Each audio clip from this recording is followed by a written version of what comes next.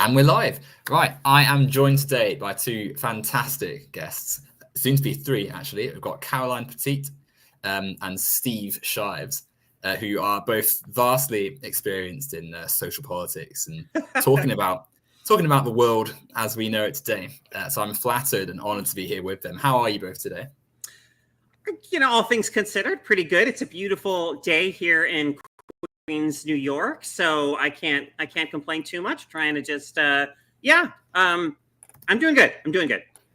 Excellent. Yeah, same here. Carolyn and I are nowhere near each other, but we're in the same time zone. I'm also in the eastern U.S. here in Maryland, and it's a beautiful day here too. And I've got last time when I looked out the window a few minutes before I came in here, I saw a squirrel and a groundhog in the backyard just doing whatever they do. So it's a nice day. Yeah.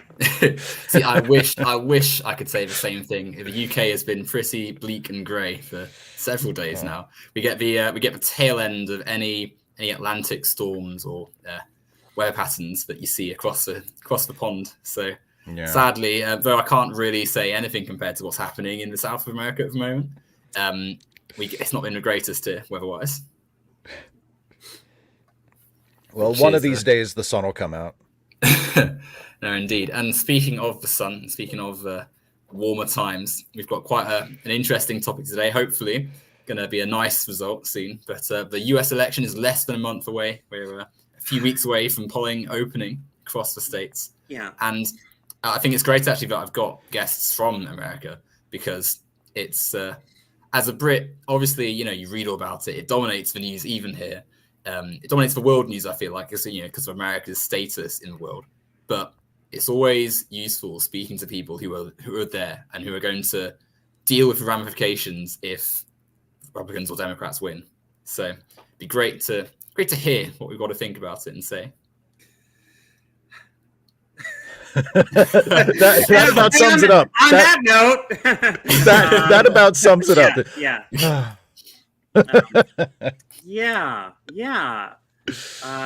So, I mean, I guess I'll just get the ball rolling by saying, just so folks know where I'm coming from. Like, I'm absolutely voting for Kamala Harris. I think Trump represents an existential threat to, to American democracy, to the world. I think the fascism of Trump rallies is just so blatant and terrifying. It's to me it is a matter of like at all costs we must defeat Trump. However, I think that the Harris Walz campaign is making that like they had a situation which I think should have been a total layup. Like Trump is like one of the most widely despised, unpopular political figures, of all time, except with his base, with whom he's outrageously, nonsensically popular, of course.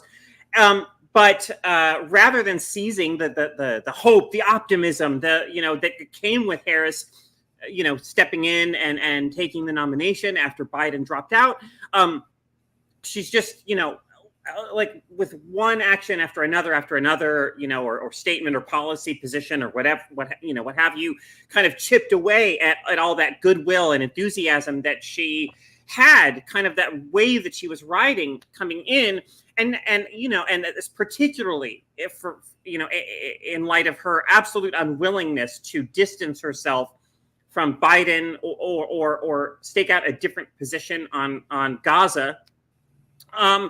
Where I'm in a position like I certainly don't feel like I can insist to someone whose family is experiencing the effects of the genocide, that they have to go into a voting booth and pull the lever for Kamala Harris, for like an administration that has supported and funded and that at every turn.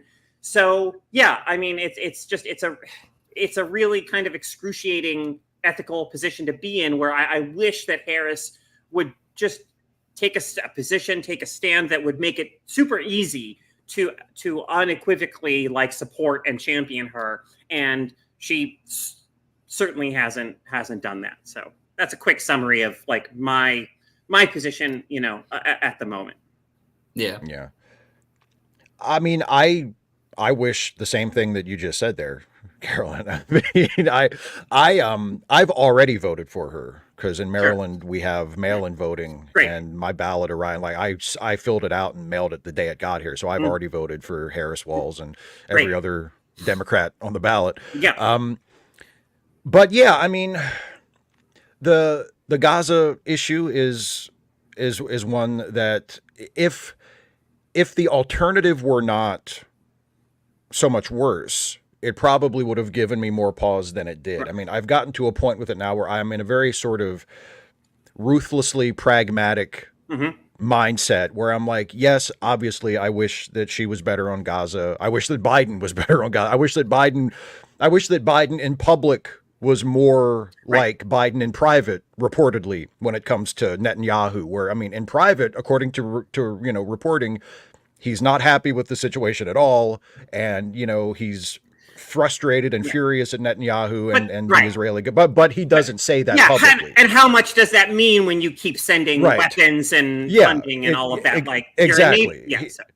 Exactly. He doesn't say it publicly. And so far it hasn't influenced policy. And so it's an incredibly frustrating issue. Like I am very much a person who actually thinks that, it's kind of to Steve's point. If Trump, if the alternative were not so like existentially threatening, like I almost would say, let's withhold our votes because we have to at some point do something to communicate to the Democratic Party, like you have to earn our votes by you can't just be like not the Republicans. You have to like stake out policy positions that unapologetically that benefit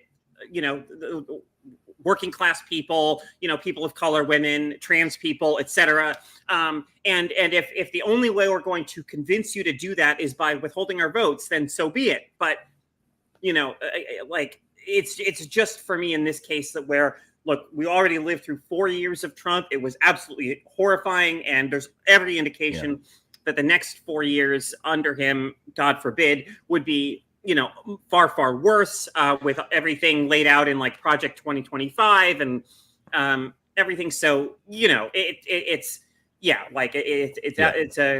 like a hard line in the sand thing where I'm like, we absolutely have to defeat him at all costs. So I will vote for this figure that I personally like every day.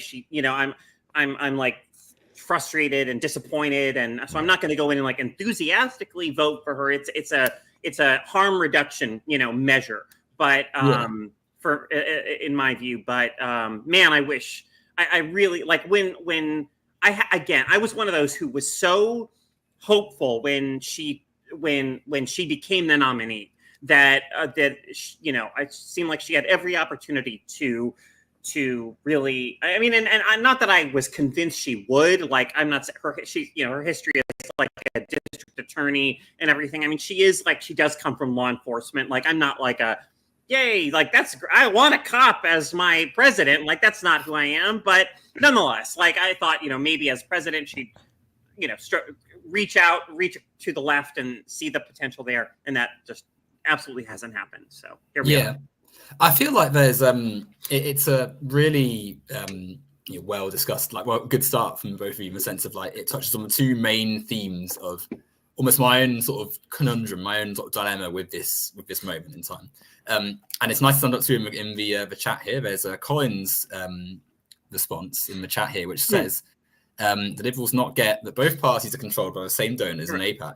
And a remark about the mental fitness of Biden and Trump. And I think the problem when we discuss the Middle East is that the moment that we saw last year and what we've seen since isn't something that's just arisen and just come out of nowhere. It's a poor policy position from decades, right? Mm-hmm. The history of the state of Israel is laden with atrocities and disgraceful actions against Palestinian people.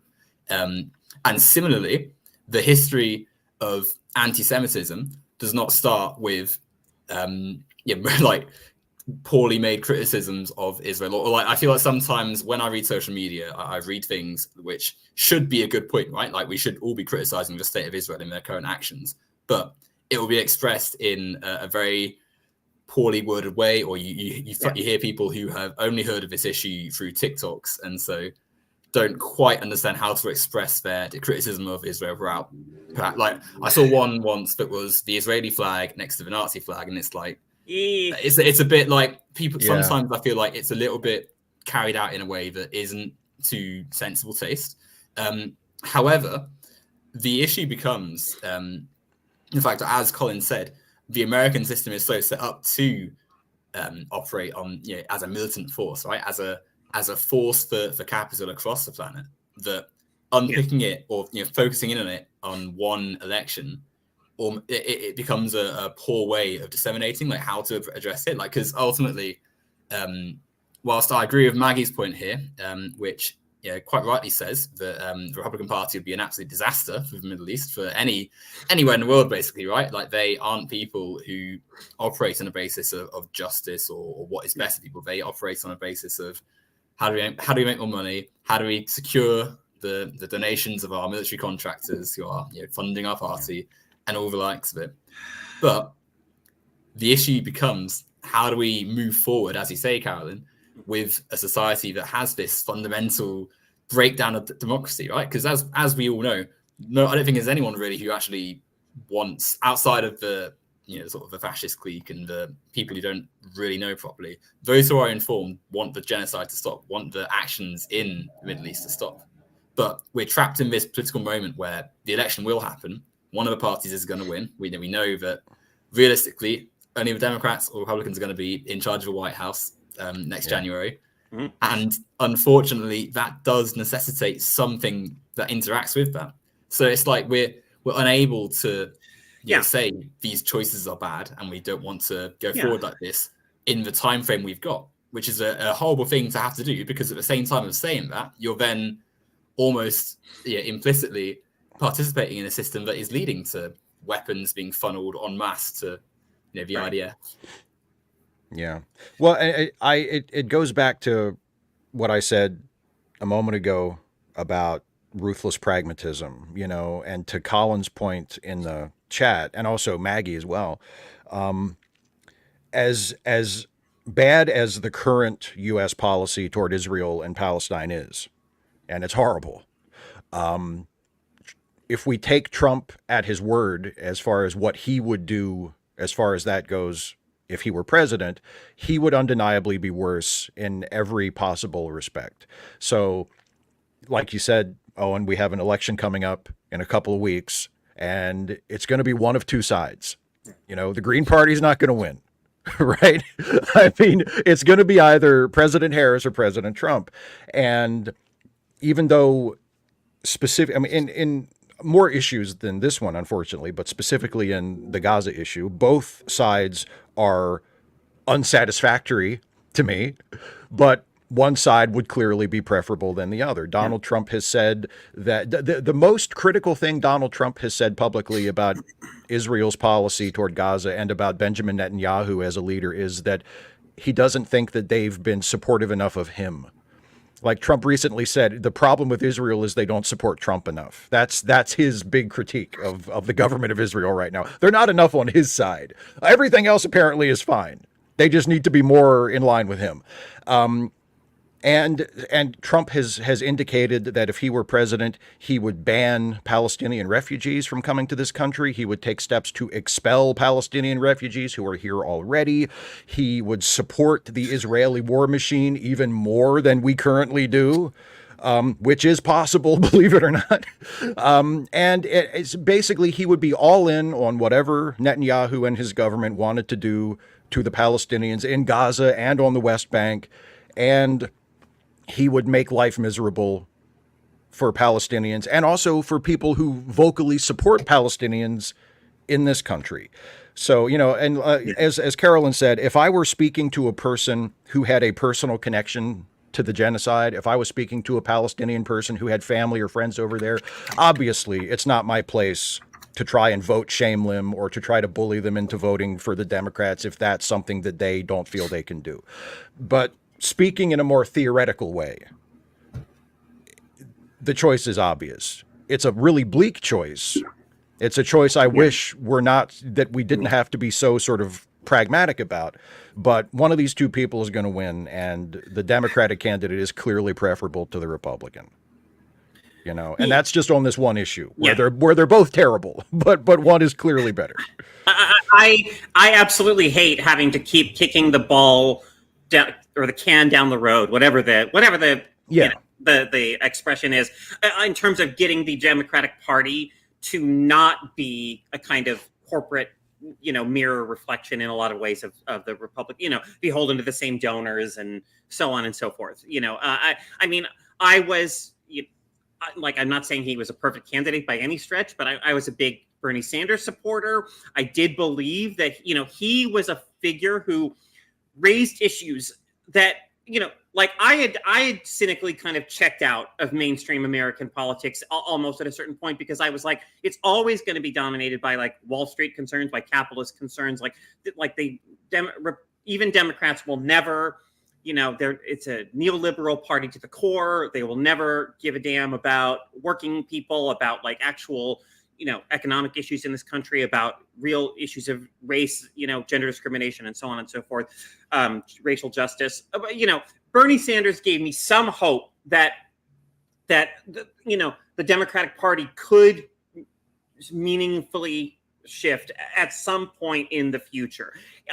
Of course, my cynicism came back full force when the Democratic Party, kind of fearing a win from him, Voltroned all their support behind Biden in the lead up to 2020, like they had, Buttigieg and Harris and everyone kind of drop out so that Biden could absorb their energy and fend off the Sanders attack. Obviously the DNC, the corporate heart of the Democratic Party is very committed to maintaining its dominance. But I think politics is a long game. It's, hope is, it's not a luxury, it's a necessity, right? I mean, I think we have to kind of maintain in some way and keep fighting for the possibility that it's at some point down the road, real kind of progressive or leftist ideals may be able to manifest in American politics on the national level. But, but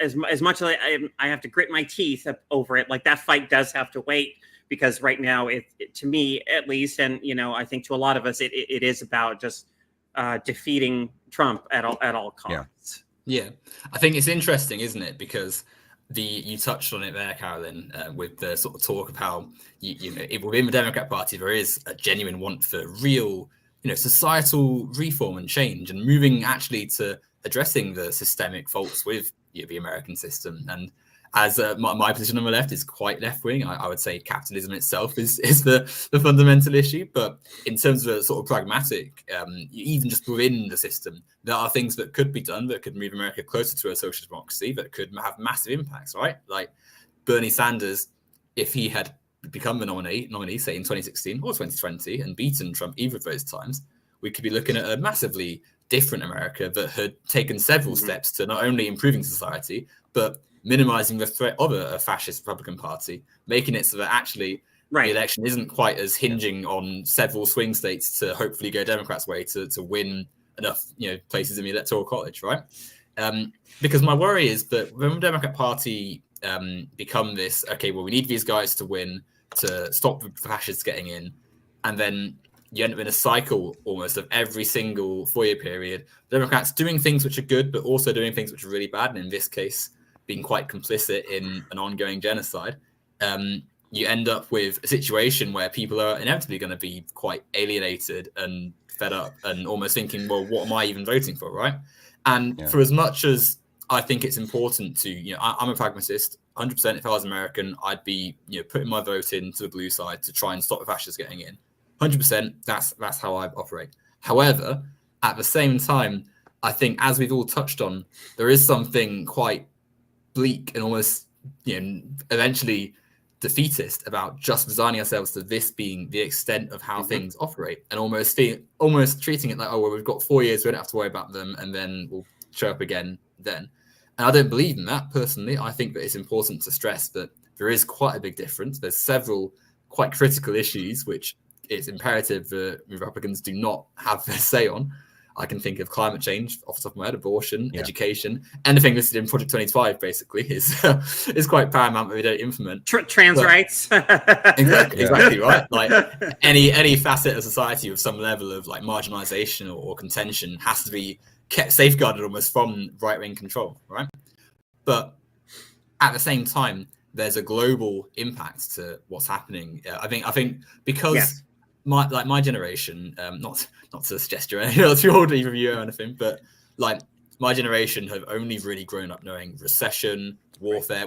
I don't remember a time that World Trade Center was 9/11 is something that is in my past, right? Like I've got no knowledge of a pre-9/11 world, and so my entire life really has been dominated by war in the Middle East, recession, crumbling democracies. And so I see the Democrat Party as this big institution that once did things like FDR, who transformed the American society, the Great Society, right? You've got the Civil Rights Act that the Democrats pushed through. You've got the transformation of America from, as with many European nations following the Second World War, from a capitalist, very sort of corporate society to actually we can do things if we start looking after people and we start treating people like they're a part of a community. And then since Reagan, since Thatcher, since the neoliberal right-wing shift, it's just got worse and worse and worse. And I feel for as much as I want pragmatism to save the day and just to be able to abate it, forever, like at some point there needs to be a moment of real change. And I'm not saying that I want Trump to win and that to be a moment of change. That'd be terrible, right? That's going to be a very damaging thing for millions of people. Billions, really, if you consider the worldwide impact. But something has to be done. Something needs to happen. No question about it.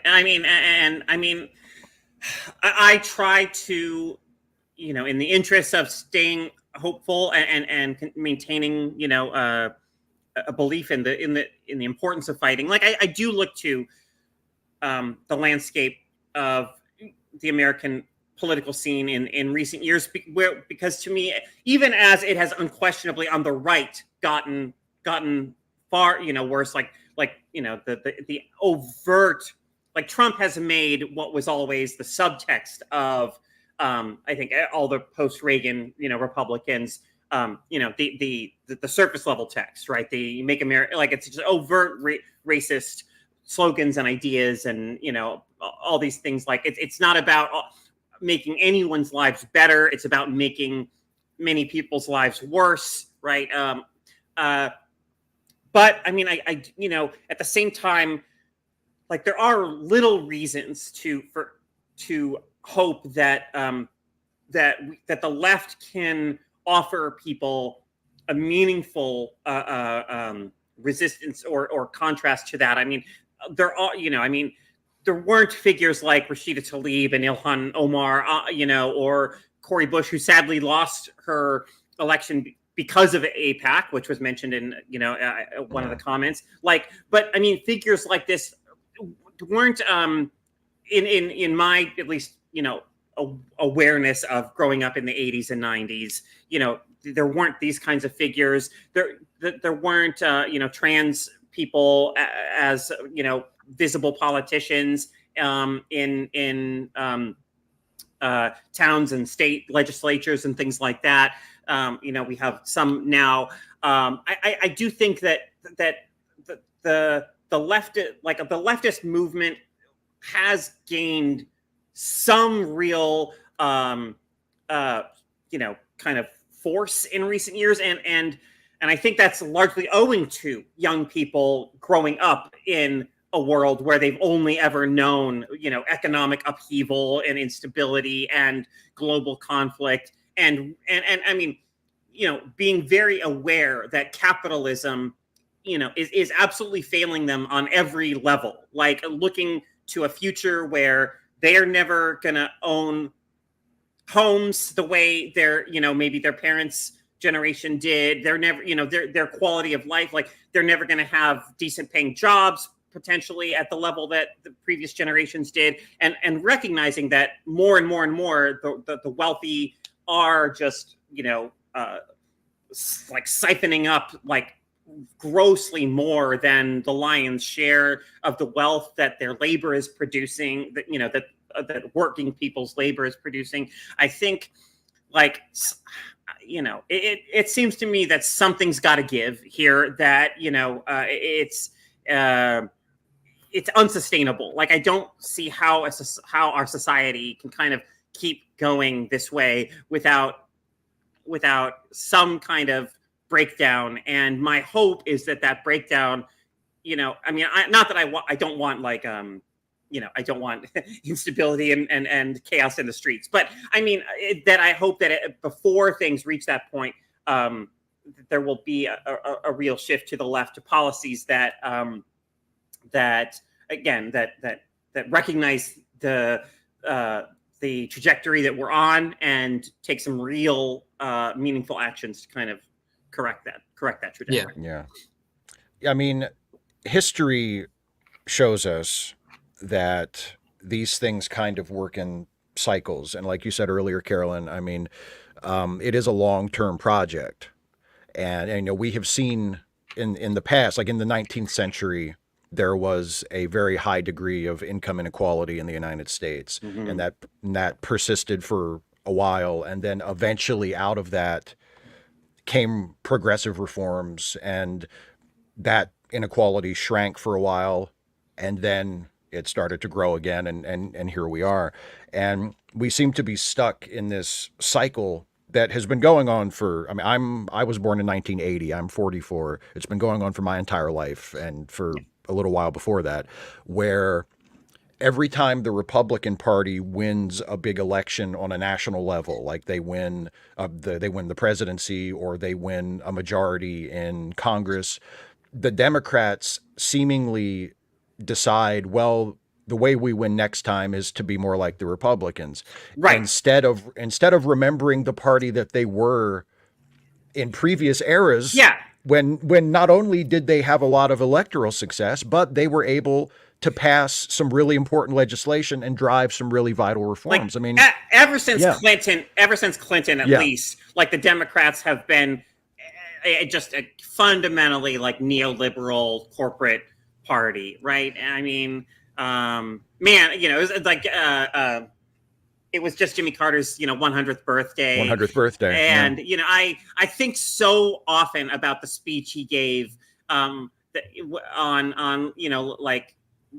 leaving office, or right about around leaving office, where he talked about like the worship of things, like the materialism that was kind of seeping into American culture. I mean, then we got Reagan, who was just a big F-you to you're damn right, that's what it's about. Exactly. That's what we want to do. How prophetic though, like how resonant do Jimmy Carter's words feel now, like 44 years down the line, about like where American politics was going, and like how soulless and like discompassionate and just like inhuman it's and just like as a Democrat, and I don't just vote Democrat, I'm a registered member of the Democratic Party. And for me, the most frustrating thing about the party is, at least of the establishment of the party, like we've been talking about, the sort of the mainstream DNC, the people who set the general direction of the party. The most frustrating thing is the lack of imagination and the lack of ambition. We know that better things on a grand scale are possible because we've done them before, right? We know that we can do these things. We know that it's not asking too much to ask for higher wages and protection for trans people and other, marginalized groups, and a more humane immigration policy. Exactly. And when you offer those things to people, like they respond. I think it's like so many popular voters out there, like even Trump voters. I think there's a certain percentage of Trump voters who, if the Democratic Party offered things that actually spoke to like the real needs of people and actual actionable things that would make people's lives better, at least a certain percentage of those people, I like to believe, would have the spell broken of like, like Trump is, like whatever spell Trump has kind of cast on them, and see the pull of like the benefit of actual, like, that's why it was such a meme at that point, at one point in history, like Bernie would have won. But I really believe Bernie would have won because I believe that the policies he offered, or was supported, would have brought over a certain segment of those people who have just wound up at Trump out of like sheer like effort, cynicism, and like disillusionment. And like, I'm not saying that, like, I think if you're voting for Trump, you're effed. Like I'm not saying like this isn't a thing, like a moral equivalence thing of like, oh, like obviously you should be aware of like how racist and how like just fundamentally awful everything he's saying is. But at the same time, just pragmatically in terms of like winning elections and so forth, like offer people something that like actually it means something. I mean, that Simpsons joke is so, like we've tried nothing and we're all out of ideas or whatever. It's so like it rings so true. They're timely, right? Well, I think that's the key thing. Oh, sorry, Steve. Go ahead. Go for it. No, well, I was just gonna. I think I voted for Bernie both in the primaries both times that he ran. I think he would have. I think he would have been a fine president. And I mean a lot of Trump voters, and I agree with you, there's no excuse for voting for Trump. This is not a way of saying, well, it's understandable why. A lot of Trump, I think a lot of Trump voters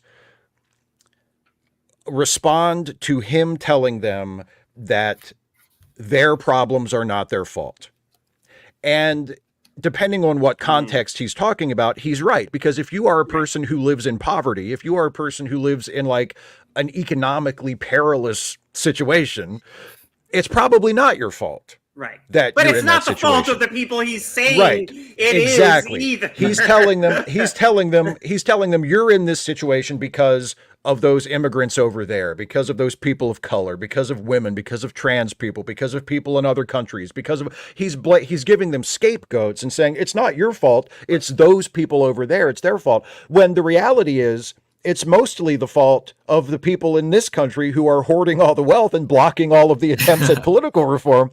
And if the Democrats would take a stronger, would speak out more forcefully in that direction. And I mean, Harris, in terms of her economic plan, Harris has, been saying like, I'm going to pay for it by taxing the rich. I think that's great. Yes. I don't understand why any Democrat would be the least bit shy about saying that, because it's one of those policies where it literally doesn't hurt anybody. It's not like, well, we have to, it's going to make life rough on these people over here, but it's going to improve things down at the bottom. No, it's not going to make life rougher on anybody. If you tax people who are billionaires, you're not even taxing them. They're still going to be billionaires. You're not even taking that much money from, you're skimming a little off the top to pay for programs that will vastly improve the lives of millions of people. You're hurting nobody. You're helping a whole bunch of people. There's no reason not to get completely behind that and be completely unashamed about it and say, I'm going to tax rich people to pay for this. Of course I am. Why wouldn't I? But they need to be stronger at delivering that message. That, part of what Trump is saying is right. If you're living at the bottom, if you're living in poverty, if you don't know when your next meal is going to come from, if you're having trouble affording your bills and your rent and clothes, it's not your fault. You probably did nothing to contribute to that. You did nothing wrong. We have an economically screwed up situation in this country, but he's telling you to blame the wrong people. Yeah, like that is the territory that the Democrats should have on lock. Like they should just be like owning that like unequivocally, and they're not, and they shouldn't they? But I think Geek has beaten me to it actually. The problem is, unfortunately, that there's a lot of money in politics, right? For a Democrat to come out and say things we've said, which are quite, as you say, very winnable, we'll give you more stuff and we'll take it from people who have billions. Like it's a no-brainer, right? But unfortunately, that's part of what I meant. That's part of what I meant when I said that. I mean, that's since at least like Clinton on, as far as like, at the presidential level, at least the Democrats have been, unequivocally neoliberal. Hey, hello, Danny. How are you? Danny's here. Hey. Hey, Fantastic. what's You can going make on? it. Just got back from work. How are you today, Danny? Doing good, doing good. Not too strenuous at work, I hope, eh? Wait, what? Not a stressful day at work, I hope. Not really. Like, Fantastic. Glad to hear it. Well, you've dived What right I into missed. an interesting conversation about the Democrats and how they are and aren't doing enough to try and win this election and try and change society for the better. Yeah, like I think I brought this up last week, where their main attack strategy is calling Republicans weird, which the policies the GOP wants to pass are more dangerous than anything. Yeah, I mean, I'm okay with him calling. I'm okay Yeah. with him doing whatever works. Like if calling well, him weird indeed, gets right. you elected, then call him weird. But I agree, it's not, the weirdness is definitely there, but Yeah. that's not what I'm Yeah. majorly concerned about. Yeah, like I absolutely think JD Vance like is super weird, and I think we should kind of, like this.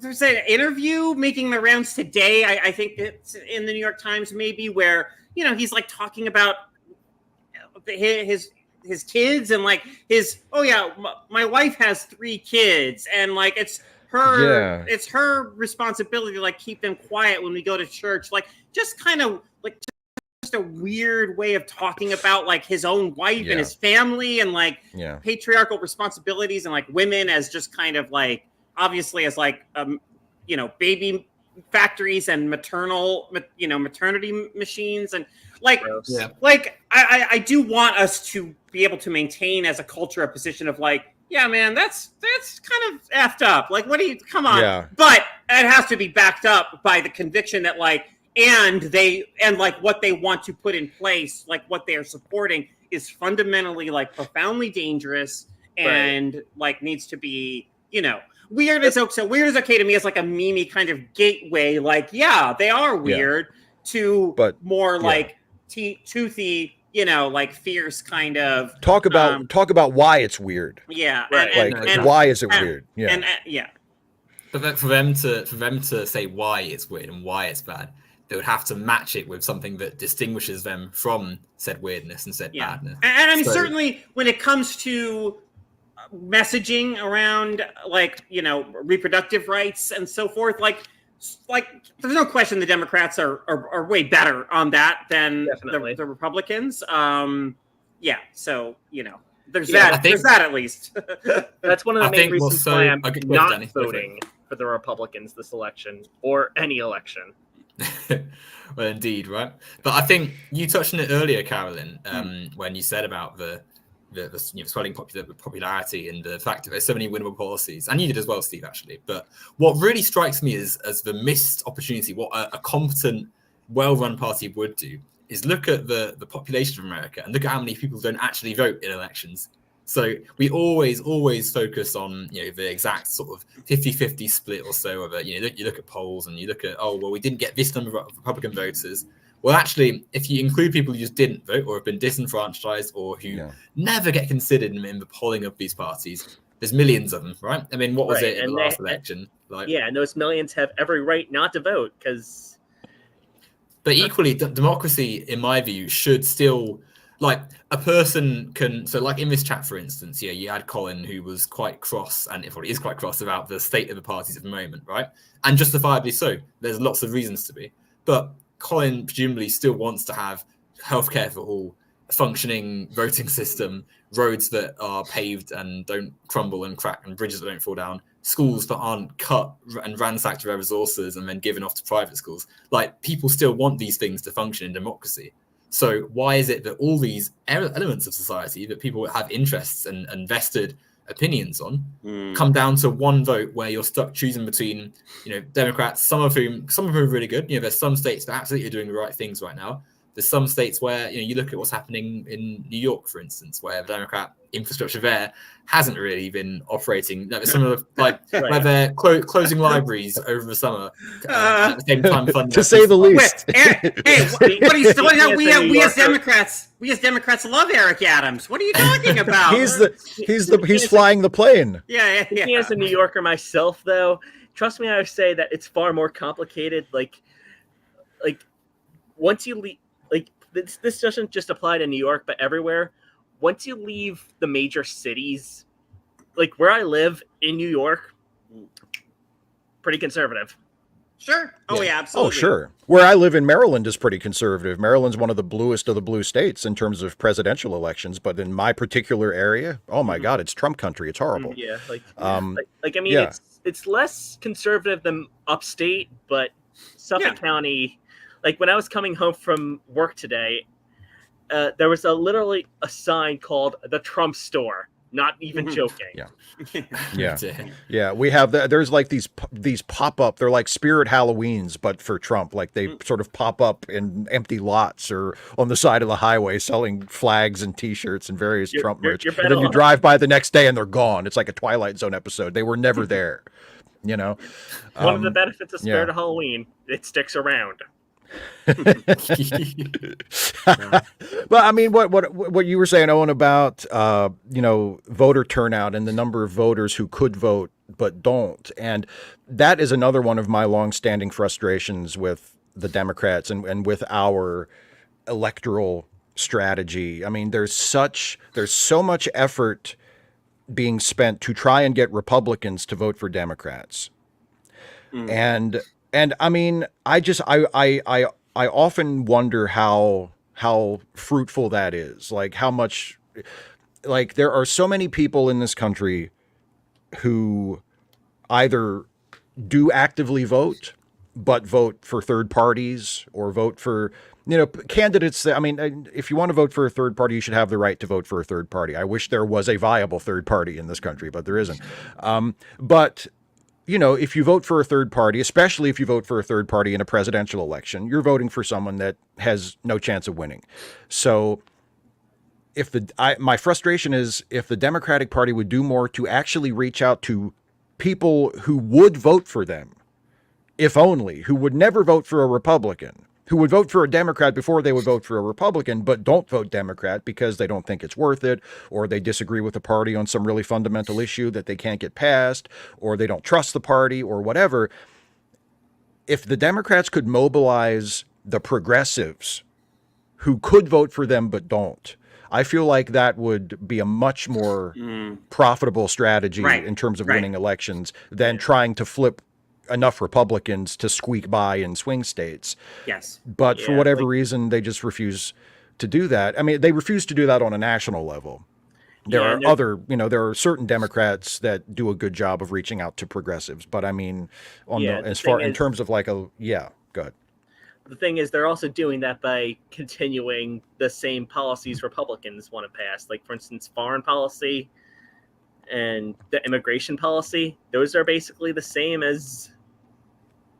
Yeah, I think that touches on the sort of the critique that a lot of people have with the party and with society in general. The idea that whilst liberal politics have the values, have the idea of a society that works for everyone, there's that innate trapping within the capitalist structures that it's built in and around that force it down the path of echoing Republican sentiment and right-wing thought on immigration and on foreign policy. Like the idea that having a super powerful army that has loads of guns and goes around dominating itself is somehow going to help anything. Go for it, Carolyn. I just want to, emphasize what you're saying. Like the way that the Democrats feel like they absolutely have to message, like almost in some ways they have to out Trump on certain things. Like, yes, we're the party, that really, doesn't want people coming here, illegally, or whatever. Like they will always, they feel like if they're so afraid of showing what Republicans might perceive as like weakness or something that their messaging, I think gets all twisted up around, like maintaining this veneer of of like actual like toughness rather than I don't know, policies that would actually be more humane and more like beneficial for for so many people. Yeah, and we can see why they do it, right? Like I've said for you, go for it, Steve. No, I've said for many years. I wish that the Democrats would stop worrying about what people who are never going to vote for them anyway think exactly about what they want to do. Like they're never going to vote for you. Who cares? Like, oh, if we do this, it'll alienate some Republicans. Who gives a shit? They're not going to vote for you. They're not going to vote for you. Yeah, like we can see why they like. Part of it is the the money in it, but then there's also that fear of Chrissy Osti mentioned it a few streams ago. I think on a stream you did with her, Steve, with a few other people, and on one I had with her recently. There is that fear of the right-wing media and the right-wing ability to win elections big and dominate political structures. Right, Reagan won a landslide and transformed the country with it. Right, transformed the planet really, because you look at what Thatcher and Reagan did to Western politics, and essentially since then we've been on a downwards descent. There is that genuine fear of not only right-wing press, but also the consequences of right-wing victory, because if right-wing parties win, things get worse. In this case, it will get much worse. And so there is that wanting to, I can well imagine there are people in the Democratic Party who would love to go all out on taking up left-wing policies, but are terrified of like Fox News running communist Kamala Harris says she wants to give healthcare to all, and it playing badly, and it having a big negative effect. And it is about that, that sort of. I can see why they are afraid of that. But as you say, Steve, it's about being brave, right? It's about actually, we are a party with a lot of momentum. We have more of us than Republicans. Like even with all the bluster and nonsense that Trump comes out with, there are more people who would rather see a Democrat presidency than Republican presidency. We know that because the Electoral College was put in place to, in part, preserve the power of the southern slave-owning states, and now we're still stuck with it 20 years later. Yeah, so we know there's stuff there. And not again, only that, Trump lost the popular vote in 2016. Like, he won the Electoral College, but look at the tactics that Republicans pursue leading up to elections. Republicans are the ones who try to suppress votes, who try to keep people from voting. Republicans are the ones who are putting all of these mechanisms in place in anticipation of challenging results, if things don't go their way. Would a party that knows they have the votes to win outright do that? No.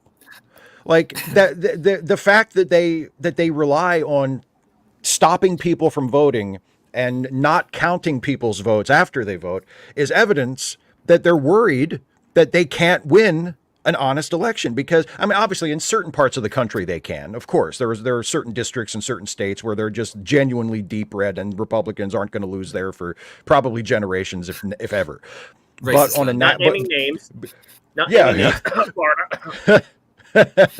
But when it comes to like something like a presidential election, or even a lot of Senate races that are statewide, they worry about winning those races because they know that they don't actually have the votes. They know if it was a completely free election and they removed all the barriers they put in place to discourage people, especially people of a low income or people from certain neighborhoods, from voting, that they wouldn't have a chance of winning those elections. And that's why they put those barriers in place. And that's why they are so dogged and diligent about making it as difficult as possible for people to vote.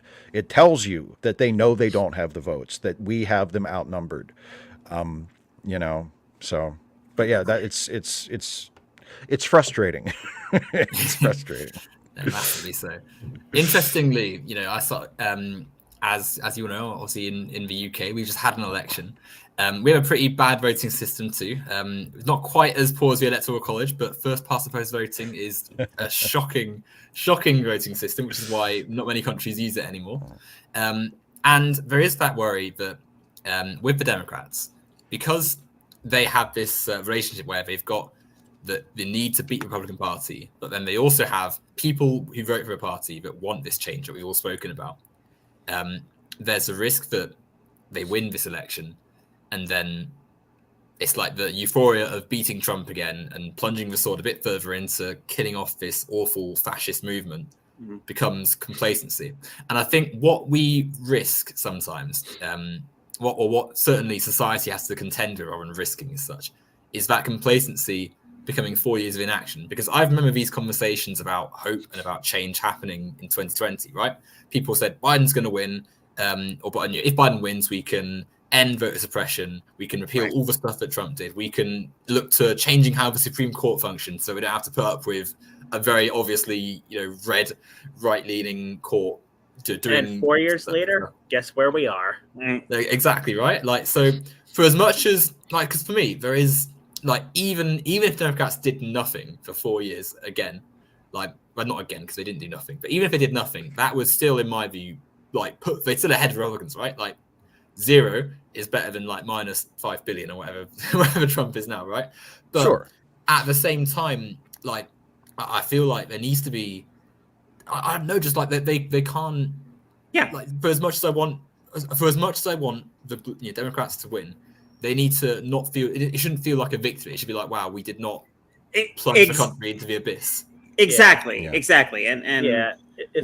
If Democrats win this time, it'll must be, yay, Democrats won, and more just a brief sigh of relief before.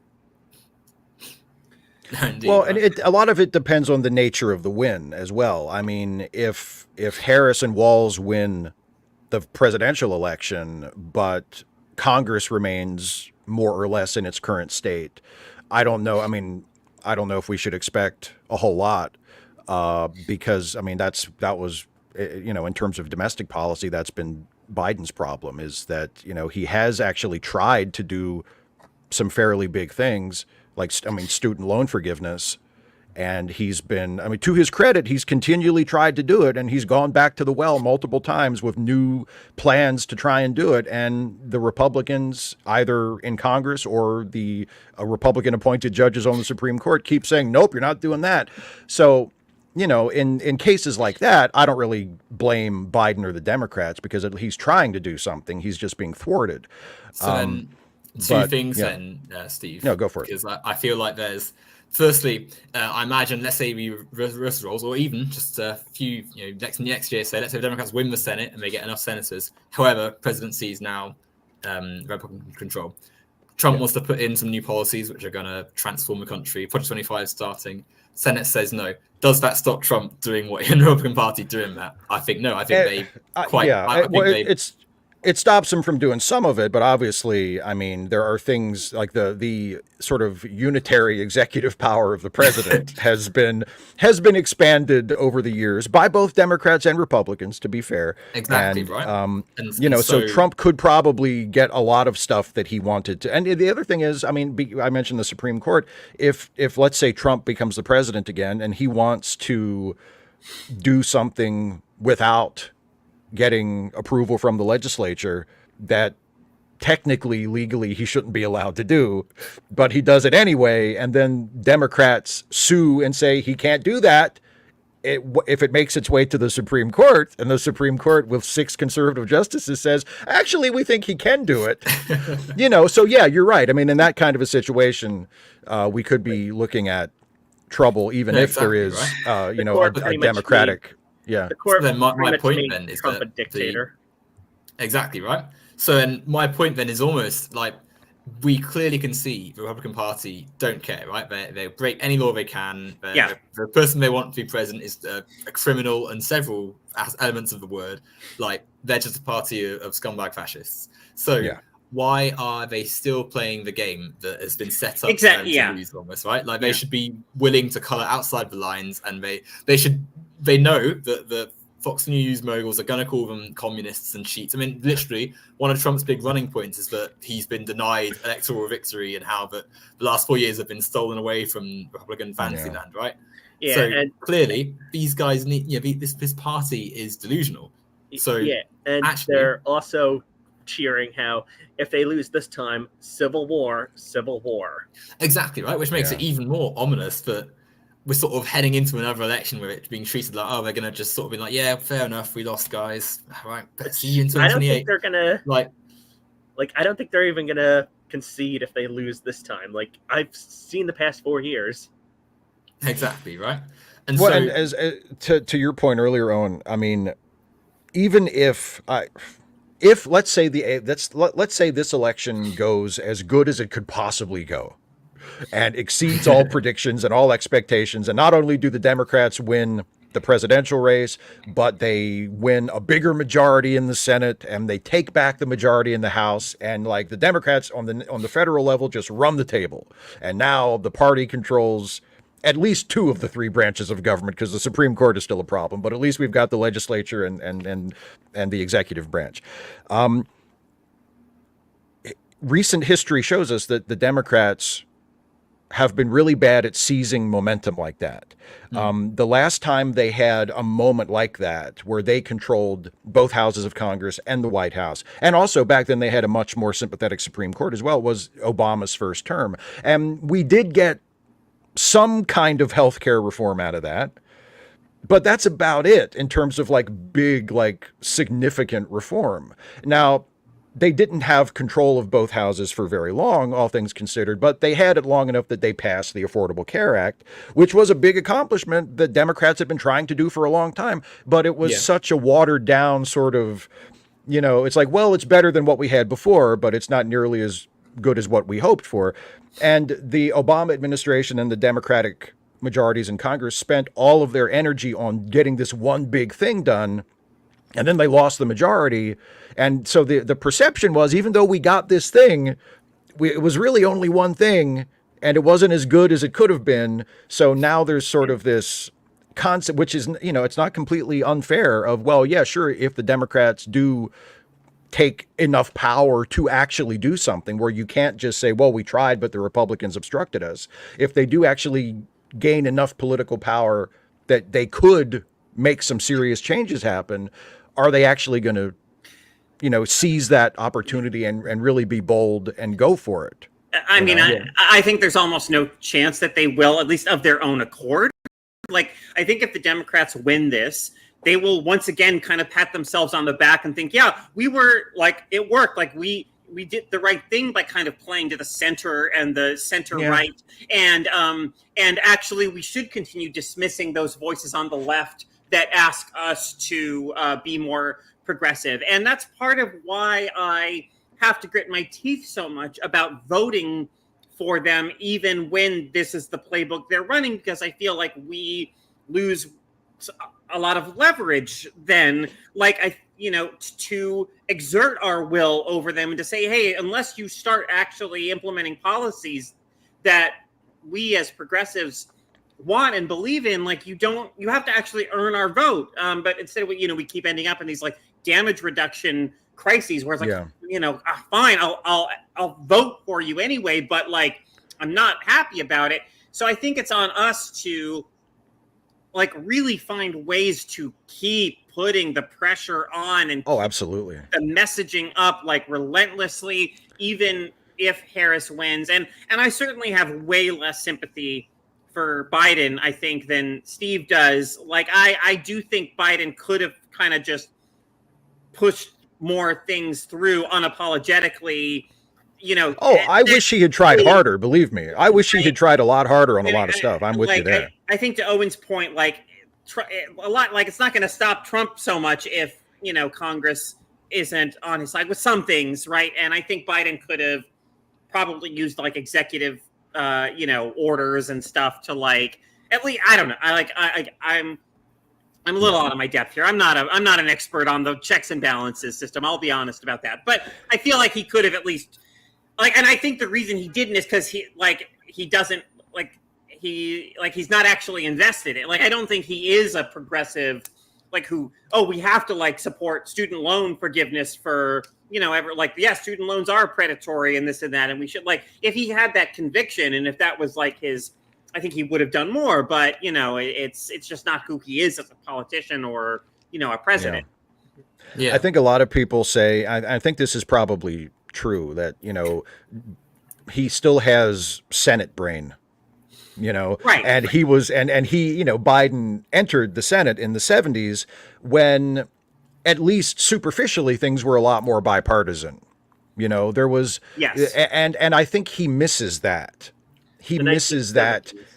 when the Heritage Foundation was formed. Mhm. Yeah, he misses, he romanticizes like reaching across the aisle. Yeah, exactly. My friend John McCain, or like my friend, all that. Yeah, he misses that congeniality. He still has like a nostalgia for bipartisanship, and if the other Republicans have been playing along games for the past 50 years or so. Yeah, I mean, like that fun. I hate that idea among Democrats, or that messaging among Democrats of like, yes, we want a healthy Republican Party. Like, why? Like, what?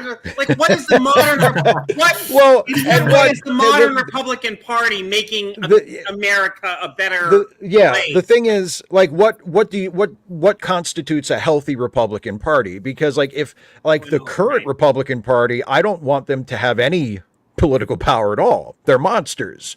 Now, if there was some kind of way we could have like an opposing party that argued in good faith and also didn't want to kill a whole bunch of people and destroy our society. Yeah, okay, I'm not sure what that would look like, but okay, but not this. Because I guess it's because to me the Democratic Party is already a center party, a centrist party, and then you have like a far right party, as opposed to like a like a left. Like if it was a left, if the Democrats were a left party, then maybe I could say like, okay, sure, let's have like a centrist party or whatever. But I don't understand why. Yeah, from my perspective, we've settled on corporate centrist party and like far right party. That to me does not represent. And by center, Democrats lean more center right, whereas Republicans are hard right fascist. Mm-hmm. I want to address Geek's question. What is a healthy Republican Party? Yeah, that's actually a good question, Geek, because I'm not sure if there is such a thing as a healthy Republican Party. Abraham Lincoln's version. I mean, I was going to say the one from 1860. That was pretty good. Yeah, like the Republican Party that they still think they are, which they're not. Right. The days of like Republicans being about like small government and whatever. Like that's. Come on, that's not actual civil rights. Yeah, no longer a thing. That's the thing. Like, I'm sorry. Go ahead. That describes the GOP. Yeah, there are three things that I wanted to thread together. So this comment from Maggie, who is talking about Biden, talking about the idea, like you said, Steve and Danny, about how Biden sort of very much wants to stick to a system that works and sticks to. Panning around the Senate floor and speaking to his senator friends and stuff. And like you said, Danny, about how the Republicans are playing the long game and have this ruthless cunning streak that they're actually happy to embrace this Democrat idea of, embracing right-wing ideas and letting them sort of write their own policies for them. And like how you said, Carolyn, about how the, the Trump administration does not care what goes on so long as they get to pass their laws eventually and will they just want to win. Exactly right. Yeah. And so that is what we should take as like to the Democrat Party as what they should be doing almost, right? Yes. Because we know that the ruthlessness that if it's put to good use would be a force for good. Imagine if the Democrats said, actually, you don't matter anymore. We do not care about appeasing right-wing sensibilities. We're going to pass these things. You're going to suck it up like you did when the Conservatives had lost the civil rights movement or all the other previous social gains that have come at the expense of right-wing movements. But I think, to go back to what you were saying, Steve, about the frustration being in the Democrat Party, being a registered Democrat and seeing this sort of slow turning gears at the top of the party whilst people within the party, like yourself, clearly want more to be done.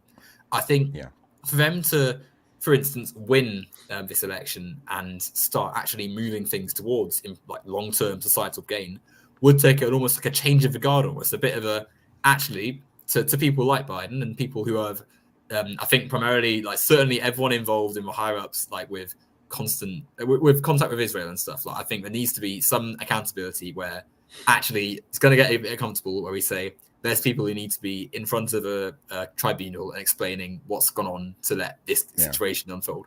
But also just a chain, like I can imagine a situation, and it's a bit fanciful, it's a bit hopeful, but I can still imagine it, where several bills are all passed about money and politics, about how much you can spend in an election year, about voter reform, media analysis and scrutiny, and then you're able to say to the Democrat higher ups, we don't need to have the donations from AIPAC or from Mhm. various corporations. We're going to run on our own merits as a party that represents material needs of people, and then you can actually dispense with a lot of the right-wing stuff that's going on because you've built a system, or at least steered a system towards more accountability and democracy and democratic values. I agree. I mean, the problem is that, yeah, you're right. Like there are a relative handful of reforms that could be enacted just through passing a bill, right? That would certainly not fix everything, because our problems are much bigger and much more complicated. We couldn't just say, well, just take care of this and this and this, and then we're all good. Like there are certain problems that we can't just fix with, a single piece of legislation or even a single group of legislative actions. But if we did take measures to, end gerrymandering and, make it easier for people to vote and institute something like ranked choice voting so that it was easier for people to vote for candidates outside of the two-party system, and get money out of politics, or reform the financing of elections in such a way so that it was an even playing field. And, everybody who wanted to run for a particular office had access to the same level of funding, and it wasn't, just billionaire donors throwing unlimited cash at the people that they wanted. It's a relatively small group of reforms that we could institute that would greatly improve things, wouldn't fix everything, but would result in incredible improvement and make it easier to get further reforms down the road. The problem is that the only party that would even remotely entertain those kinds of reforms is the Democratic Party, and the Democratic Party, as it currently consists, doesn't seem to have the guts to try any of that, or it doesn't seem to have the willingness or the ability to tell the American people that story and say, you should want this because this is going to make our system a lot better, and it's going to make it easier for us to make things better after this. There are a lot of it is politics, a lot of it is messaging, a lot of it is the frustration of somebody needs to tell this story. Somebody needs to sell this to the people and say, hey, yeah, some of these things are different than the way we do things now, but here's why it's going to be better if we do it this way. And here's why it's going to be a lot of the concerns that you have about corruption in politics and why your vote doesn't count because it's the same donors on both sides and all of these issues. This isn't going to completely get rid of that, but it's going to make it a whole lot better. And, that they need to not only commit to pushing for those reforms, but they need to convince the voters that this is what they should want, Part of my hope around that, right? One of the other things I've taken hope from lately is seeing the growing steam and momentum of the labor movement in the United States. Yes. And I think that movement is growing because of people being so disillusioned by capitalism, because people are having the lived experience of seeing all the fruits of their labor, the labor that their, the wages, the wealth that their labor generates being siphoned off to, to the wealthy, and them having to live on a pittance of a tiny fraction of what their labor generates. I think that as that movement, or I hope that as that movement continues to gain steam, and as people, as it becomes more organized, and as people become more and more willing to strike, to do whatever is necessary to fight for labor gains, to withhold their labor, to get fair compensation, and so on and so forth, the Democrats, recognize that that's that they have to link their policy and their future to that base, without a blue collar, workers and people, what does the Democratic Party even have or want? Yeah. Who is it for if not for them? So yeah. And again, that's something that it wouldn't fix everything, but those times in the past in American history where income inequality has been much smaller than it is now corresponded with a more robust labor movement with higher rates of union membership, with the labor movement having more political influence than it currently has. And that's another one of the frustrating things, is that when people get sort of black-pilled about this, and when people like Colin in the chat earlier talking about like, well, why would you vote for the Democrats, and why would you what's the point? Everything sucks. Everybody who could possibly win the election is going to be terrible. Like, on an emotional level, I understand that and I sympathize with it to a point. But history has shown us that things can be better. Like, it wasn't always like this. Right. Yeah. It doesn't have to always be like this. Right. And it doesn't mean that fixing it's going to be easy. And I don't even know. I mean, if I knew exactly what to do to fix it, I wouldn't be here. You know what I mean? Like, I don't know what the answer is. But like, it doesn't have to be this way. A better world, a better country, a better government is possible. Yes. I said it before. I really believe that. I mean, and this comes from a lot of stuff that I've read. I mean, Hope in the Dark by Rebecca Solnit, amazing book. I think, whatever, just to name one of many. Like, hope is not a luxury. Like, it is a necessity. We have to, as bleak as things are and often seem, like, we have to maintain that awareness that a better world is possible, and not just maintain the awareness, but work in whatever ways, small and large, we might be in a position to help manifest.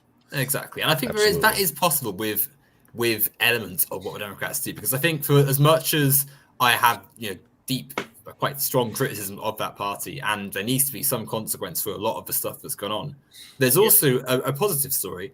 States that went blue at the last election have done massively better on a economic, social, personal level than red states. I mean, I think of the states where where Democrats were able to win. It's strange. I always find it strange because obviously the Conservatives are the blue color in most of Europe.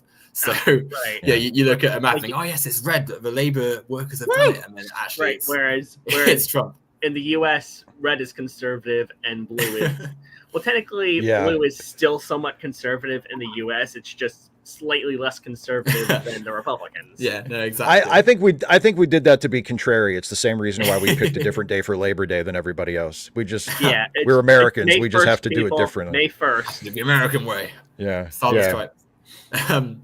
Exactly. That's why you call it soccer, right? That's why. Actually, no, that's not true. Exactly. And we take the U's out of words. Yeah, we change stuff just for the hell of it. But we're not doing it that way. It's part of our. It's a really unfortunate part of our national personality. Get one over the British. I don't blame you. The British are. We've got a pretty dodgy history. But no, blue states like blue states are not only better to live in, but have seen massive. I mean, I look at potential Vice President Walz's state, Minnesota. Yeah. Right, they've done amazing things recently. Yeah, and like that messaging. I mean, like those messages, like when the Republicans attack him on that, and then he just says, "Oh yeah, sorry, we gave kids like lunches so they in school, so poor kids don't starve." How cold and evil does a person have to be to think that the child of a poor family should go to school and be hungry, or that they should be responsible for some kind of lunch debt? And why are you not even trying to hide the fact that you want children to starve to death, Republicans? Well, that's the thing. That's the thing is the modern Republican Party is so without shame. Yeah, what are you offering anyone? Yeah. If someone like Tim Walz comes out and basically says, I dare you to say I did the wrong thing by funding school breakfast and lunch, they'll come out and say, you did the wrong thing. You shouldn't have fed those kids, because they don't care. Children deserve to starve to death. Why should I pay for kids to have food? Oh my God. That's where we're at with the Republican Party. That should be the centerpiece, right? I mean, for as much as Project 2020, I always stumble over it. Project 2025. For as much as it's sort of spoken about, I almost feel like the danger of it is still almost a bit it's almost like, because it's a bit of a meme, right? Like it's a bit of Trump's gonna do this and that and the other, and he's gonna become a dictator. actually there's so many little things in that which are so like frightening, and I feel so much more beneficial if the Democrats came out and said they're going to do this, we're going to do the opposite, we're going to protect this. Like education is what I'm sort of tailoring my degree towards. Like, you know, I work in schools, and I write a bit about like educational sociology and like the sociology of education and like what that looks like, studying school environments and stuff. And so when I read things like parental rights, where the Trump administration wants to basically give the parents the unchecked power to vote in school faculty staff and to do away with the idea of like safeguarding that would deny the parent the right to know basically anything their child has said, even if it's something that suggests abuse has taken place in a household. You combine that with how they view LGBTQ people, and their thoughts on counselling, i.e., like what's it? I forget the name. Get a conversion therapy, like conversion things like therapy. I remember watching this. It's a bit of a tangent. The Sopranos, one of my favorite TV shows. Number 2, only to the wire. There's a subplot in the later seasons where one of the mobsters has been killed because he's gay, and they realize that there's a family left behind, right? And Vito's son he's not, I don't think we actually say he's gay, but he starts dressing non-conventionally and wearing makeup and stuff. And Tony, he's like umming about what to do. He knows he should probably give the family money to relocate, but he doesn't really want to. He's also got a gambling addiction at this point, so he's like blown like thousands of dollars. Anyway, they take the cheap option and call some like religious like pastors to come and just whisk him away, and we never see Vito's son again. He's off at like re-education camp. And I say this anecdote because I love The Sopranos. I could talk about that for hours. It's a fantastic show, but that is the reality of what could happen if the Trump administration come in, right? My son is now gay. Like, off you go. Like that seems like something the Third Reich would do. Well, to the extent that there is a coherent core philosophically to the conservative worldview, which I go back and forth on whether such a thing even exists, but it's the idea that I should be able to do whatever I want, and you shouldn't have the right to stop me, and increasingly you shouldn't even have the right to tell me that I'm doing the wrong thing.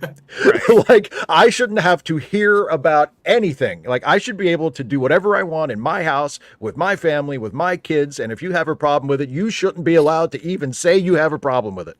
And that's the whole parental rights thing in a nutshell. Like, no, he's my kid. I can raise my kid however I want. And yet, as soon as gay people start being in loving consensual relationships, or women, trans men, and non-binary people decide to have control of their own bodies by having abortions, then it suddenly becomes a problem. Oh yeah, they absolutely. They get to impose their will on us. Absolutely, exactly. Like, I'm allowed to do whatever I want, not you.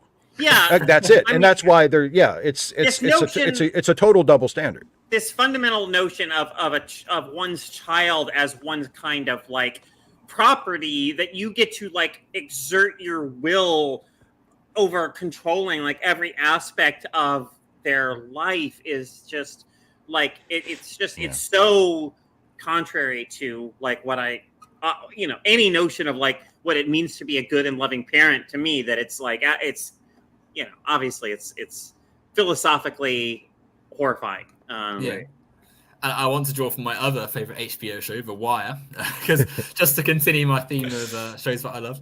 But The Wire, season 4 spends a season looking at. Obviously it's set in Baltimore. Obviously your state, Steve. Actually, that's right. That's right. Steve, a lovely. I know a slight tangent. I've always quite liked Maryland's state flag. Like a lot of people. Find it really gross. Now we're best friends for life, buddy. I think it's the really best flag. It's the best flag. It's so unique, right? Like it just reminds me of all. It's based on like the naval codes, is it? It looks like a. It's like the coats of arms of the families that were sort of the founding families of the state. Okay. Yeah. But I really like it. I think it's quite distinct and sets it apart. But no, The Wire season 4, we focus on education in schools and how children get socialized into a deprived, underfunded city and end up, poor children rooted into crime and drug dealing and the life of the street, right? And so we focus on the school, which has not got enough funding for kids coming in who are dealing with precarious, dangerous home situations, often parents who are unable to look after them because of their addiction or because they're working too much, or just because the kids have undiagnosed conditions which would be able to be helped if they had proper staffing or more money in the household to be able to afford proper eating habits and all that stuff. So I've just seen, so to cut myself off, I've just seen Maggie even say, I like how Owen pronounces Maryland. How is it pronounced? Maryland. We say Maryland, but I like Maryland as well. I kind of wish we said it that way. The land of Marys, just The land of Marys, yeah.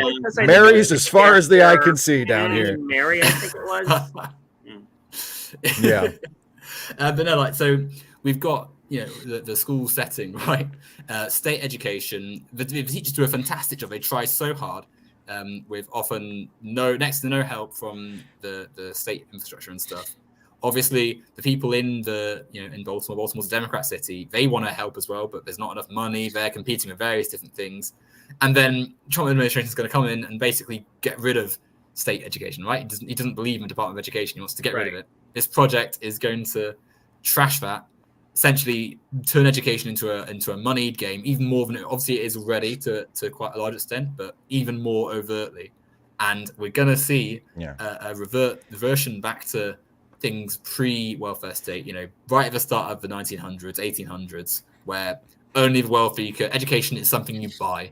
You can pay for your education from the very start, otherwise, see you later, off to the factory to make money, make things for Amazon for the rest of your life. And that's terrifying to me. Yeah. Someone should I'd say someone should tell conservatives that the 19th century wasn't a golden age, but I think they did, and they covered their ears and went, la, la, la, I'm not listening. Yeah. Well, the funny thing is, like, conservatives are the most zealous defenders of the current economic model, where everything is profit driven. And if you want to survive, you have to be able to have a job where you can earn a high enough wage to afford to live, right? Like, that's the system that we have. And there's no more zealous defender of that system than conservatives.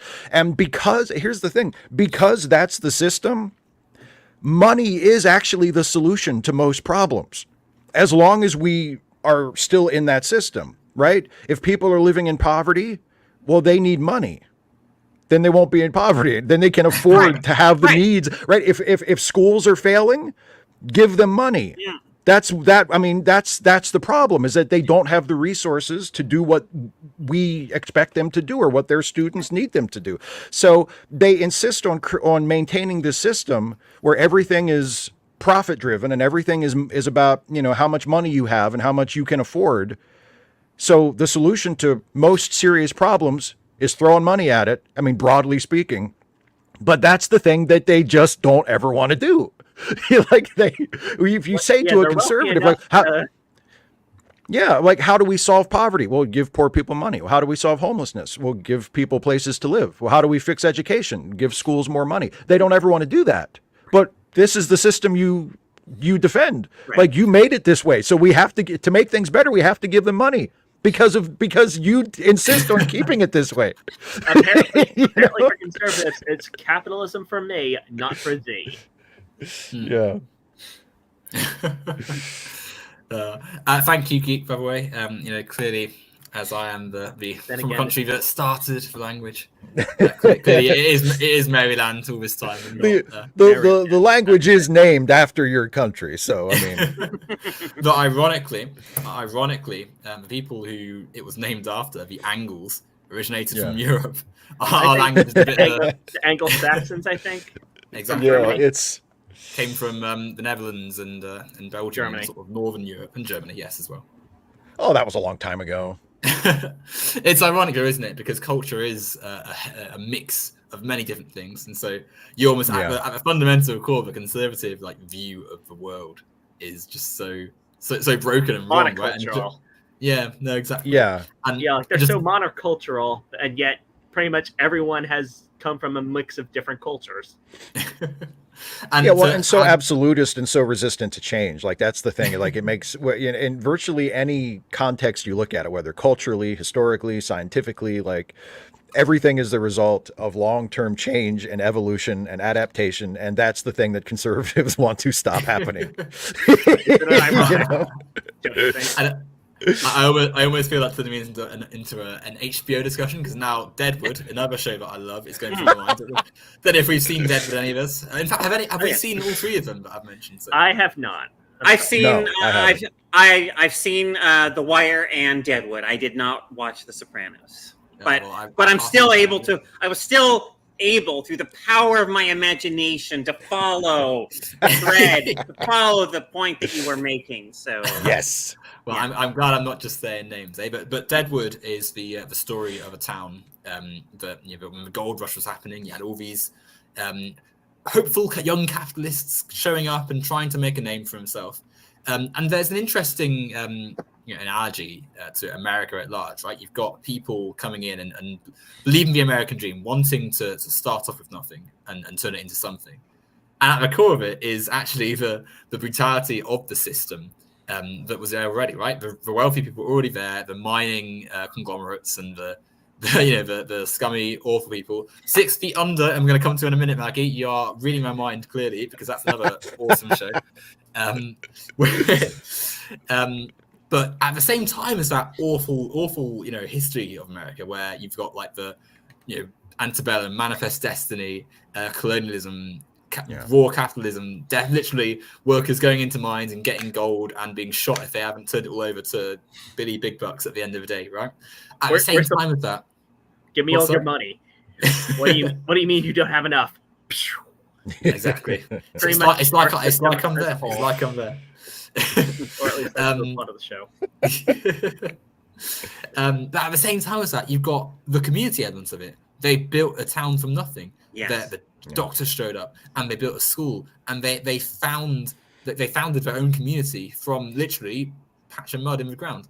And so deep within our system, even as things are bleak and grim and horrible, the areas where we pull together and work together, things actually go quite well. There is an element of society that will always be there for us to thrive in.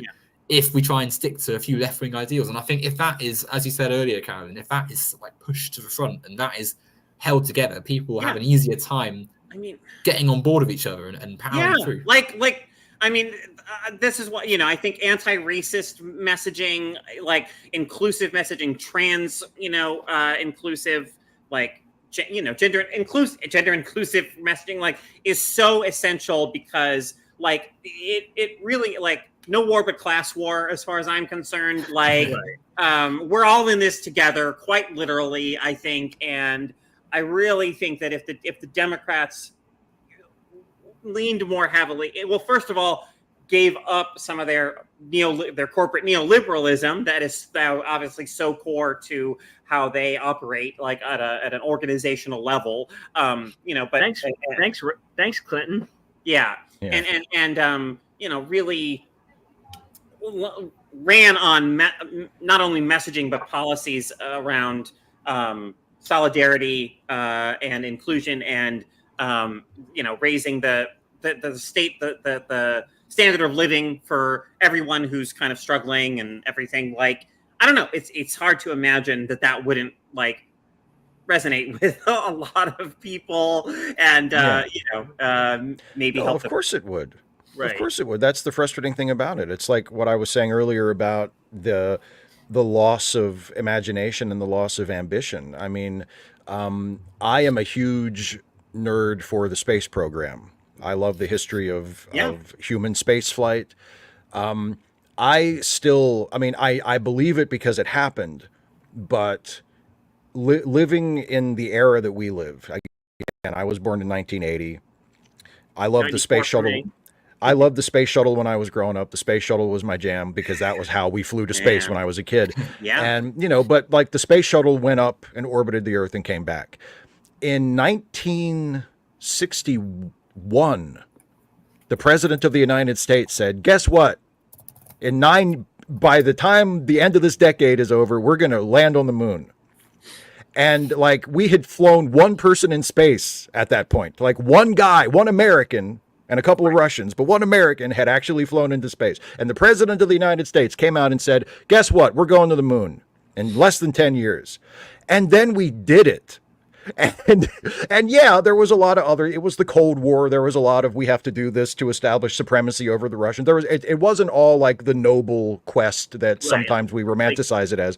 For the but the fact is, we hired some former Nazi war criminals. Oh yeah, Werner von Braun. Yeah, absolutely, and not just von Braun. A lot of people, but I mean, just the idea of the audacity of that, and the ambition of that, and the number of people that had to come together to make that happen, and it worked. Like we did it. And it seems like there's no appetite in the country at this point for whatever the modern equivalent of that would be. It seems like we've been ground down for so long, and we've been fed this message for so long that, you know, it would be asking too much. It would be expecting too much. We should set our sights lower, you know, just because, not because what we're setting our sights on is impossible, but just because, you know, like we need to be more reasonable. Yeah. And it's like it's impossible. Can you imagine the president like of the United States giving a speech today and saying we're going to land on Mars in 10 years and not because like we've had that, well, we'll land on Mars 10, 15 years ish, maybe, like that's the modern equivalent of like in terms of the space program. Like, well, yeah, we're going to go to Mars sometime, the 2030s, sometime maybe, like, but that's not what Kennedy said. Kennedy said by the end of this decade, we're going to the moon. He put a date on it and he said, let's get moving. And we did. And it's like, Nixon. I'm still kind of bothered that the presidential signature on that plaque that Neil Armstrong and Buzz Aldrin left on the moon is Nixon. That still kind of bugs me. I'm like, oh, it had to be Nixon, didn't it? But you know, and how like if you ever heard the recording of the phone call between Nixon and the astronauts, Nixon, it's like he's late for lunch somewhere or something. It's like, come on, dude, you're talking to people that just landed on the moon, and he's like, well, we're all very happy and it's good, it's a wonderful thing. Okay, I've got to go. I'm like, what are you doing, man? What's the matter with you? But anyway, like we can't, it's like we don't feel like we have the ability to do that anymore. And that's really frustrating and really disappointing. And hopefully we get beyond that at some point in my lifetime, you know. No, I'm sure we're a polarized society at the moment. I think because of the wider economic problems with our with our capitalist system, which as people predicted for many years and has happened several times, it's had its many crashes and recessions, and because of that, people are tired and frustrated. You've got the climate crisis, you've got the rising far right, and so there is that lack of belief in big things. I think especially with the sort of distilled right-wing idea to like, oh, we can't spend too much, got to look after your own stuff, and we can't do big things with our society anymore. Yeah, that limits our ability to move forward. I think where the big messaging right now should be directed, though, is not at something like space, but is it like is it big things happening like on the ground in our country? Oh, I agree. To make people's lives better. Because I agree. Like, right now, like so many people are struggling just to live paycheck to paycheck. It's like, no, don't spend billions on like space travel when like obviously like investing in that can drive the whole society. Like I think there are ways to message that as something that does benefit everyone. Like innovation, technological innovation, economically, certainly. But yes, I think also like so many people are just struggling and so full of anxiety about again, barely scraping by financially, economically, etc. Like that we need to address those anxieties in a way that's every bit as bold and visionary and dramatic as that, but that's more focused on our planet for the moment. And maybe jack up the taxes on those billionaires who apparently have who apparently have so much money just lying around that they're starting private space flight companies just for the hell of it. Like it still bothers me. Like no one else. Well, him too, but I was thinking of Bezos, because Bezos literally said when he started his Blue Origin company, he said, someone asked him like, why this? Why start a space flight company? And he said, it's the only thing big enough to spend all the money I have on. And I was like, What about pay your fucking workers? Yeah, Like, right. pay your workers. And then if you have enough left over to fly rockets, do it then. Like, Yes. what are you talking about? I have so much money, I don't know what to do with Like, it. I'd better go to space. I'm like, and I maybe- love space. and but maybe there's other your stuff you can employees spend your are- money on. like paying money to go to space? Good. Paying my actual employers? Bad. Yeah, maybe pay your taxes so we can spend more money funding NASA. That's the way you go to space. You jerk. Instead of like, I'm going to build my own rockets because I just have so much money. I don't know what else to do with it. What are you talking about? Yeah, and something else. Maybe reduce the funding from the military and spend the money that goes into military spending onto those other programs. On literally anything else. Like, we spend so much money on the military. We spend so much money on the military than we need to for any reasonable like national defense. Like, spend that money on literally anything else, and it would be better for the country than just, you know, throwing it at. Because especially since a lot of it goes to private contractors who tease out the contract as long as they can. You know, they're not even building the fighter jets that they're supposed to build. They're like, oh, we're going to need another 5 years on this one. Oh, okay. Here's some more money. You know, it's like, yeah, I mean, I'm not someone who I'm not anti the existence of the military, but the amount of money that we spend on it compared to other things and compared to other countries, you know, that we're supposedly protecting ourselves from is ridiculous. Jeff Bezos or Lex Luthor? That's actually a great question, Geek, and you bring up a valid point of at least Lex Luthor is a fictional villain. I don't think Jeff Bezos could kill Superman. I think Superman could handle Bezos pretty easily. I think Lex is a much more serious threat to the Man of Steel than Jeff Bezos would present.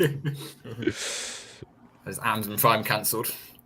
Yeah, exactly. Like Lex, you never hear. Well, we're doing free shipping with Luthor Corps. Like that, he doesn't do that. He's serious and he doesn't screw around. You know. Well, on the topic of Silicon Valley billionaires, I do think it's interesting that I'll tell you now. This is an excuse to show this comment left about 6 feet under, because I want to talk about that now. But I think California is an example of where we've got a lot of these issues at play, right? Because California is often spoken about as though it's like the worst state. Like, you hear a lot of people say, "Oh, California is so bad," and I always think, well, Californians enjoy so many more rights and protections in so many ways and like so many parts. 6 feet under, I want to bring up because same thing with New York as well.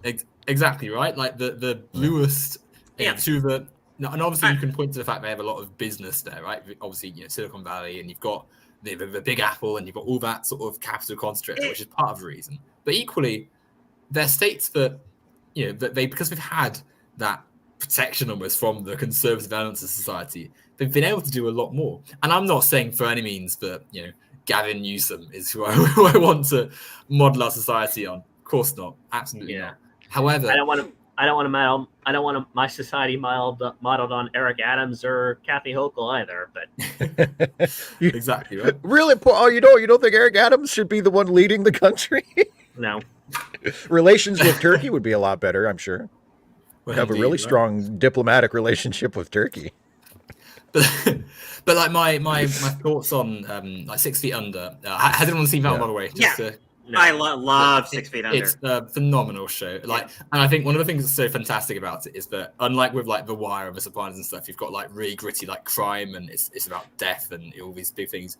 6 feet under, whilst ironically also being about death, is about a family on a funeral home, and they just, it's like philosophical, and it goes through like the questions of life and stuff. But one of the things that was really pioneering about it was that the main character, Michael C. Hall's character, is gay, and he's gay, and he's just a person in society who exists. And they show the other gay people that he interacts with, and his boyfriend's a character.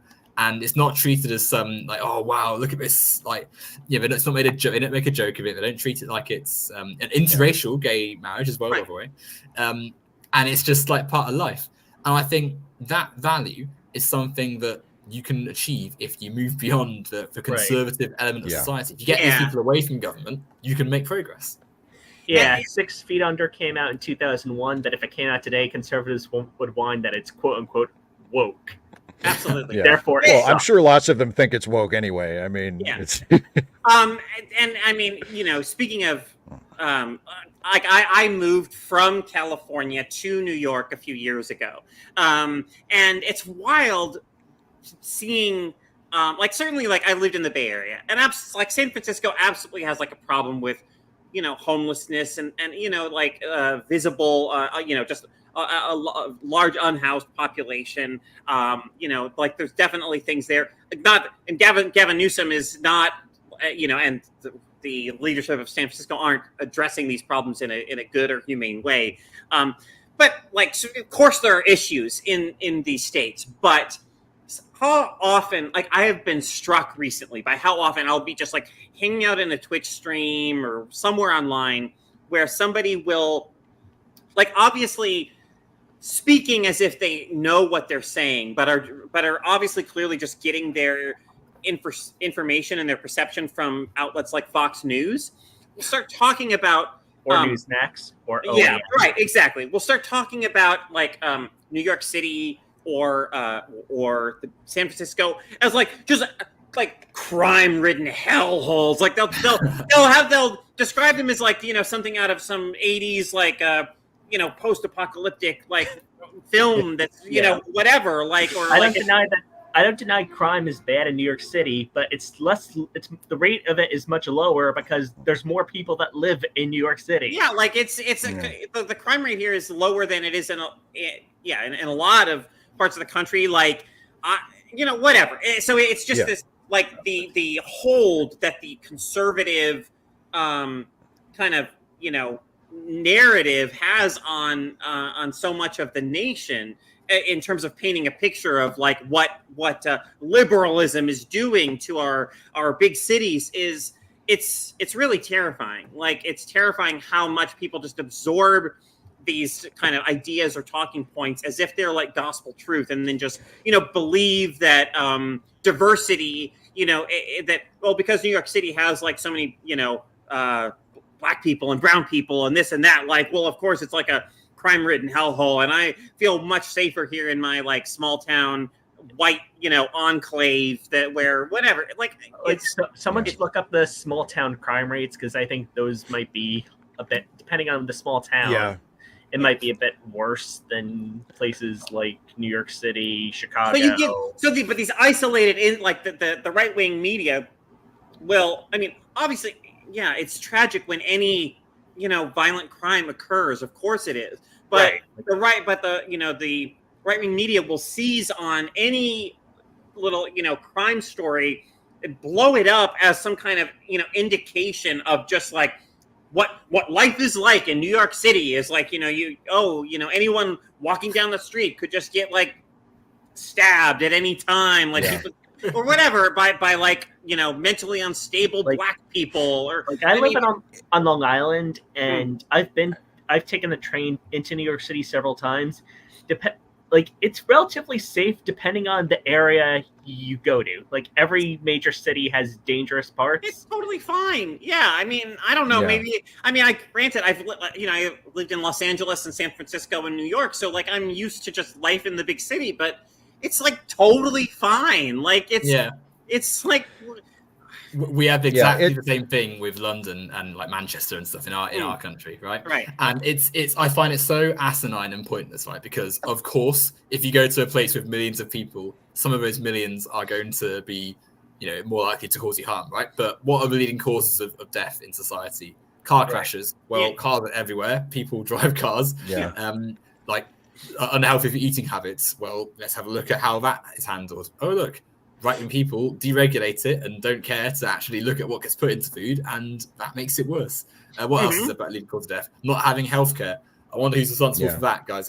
Like it's such a rubbish argument. Like, well, and I mean, it's daunting how much reach those right-wing platforms have, because like when I was, and not to sound like old man Steve here, but when I was a kid, I'm a few years older than you, so don't worry about it. Right. Well, so you can relate. Like when we were kids. Yes. Right. You would, like, the kinds of things that you hear today routinely on Fox News and other right-wing outlets that have audiences of millions or tens of millions of people. You only heard those things in like really extremist circles. Like you like there was the kinds of stuff like the stuff like the way the property damage done by Black Lives Matter protesters was exaggerated beyond all semblance of reality, where it's become a right-wing talking point that has come up in the presidential election multiple times. Oh, they burned Minneapolis to the ground. Oh, they burned Portland to the ground. And it's like, no, they didn't. Nothing remotely like that happened. Right. But that's the talking point. And 30 years ago, you would have heard like extremist, anti-government, right-wing radicals say stuff like that. And now the Republican presidential ticket says that on TV in front of millions of people. Whenever I think I have a great job of translating right-wing bullshit and making it much easier for everyday people to understand. Yeah, I mean, but then, you know, because it's these massive media conglomerates now. I mean, it really absolutely helps fuel the just how many millions of Americans out there are completely,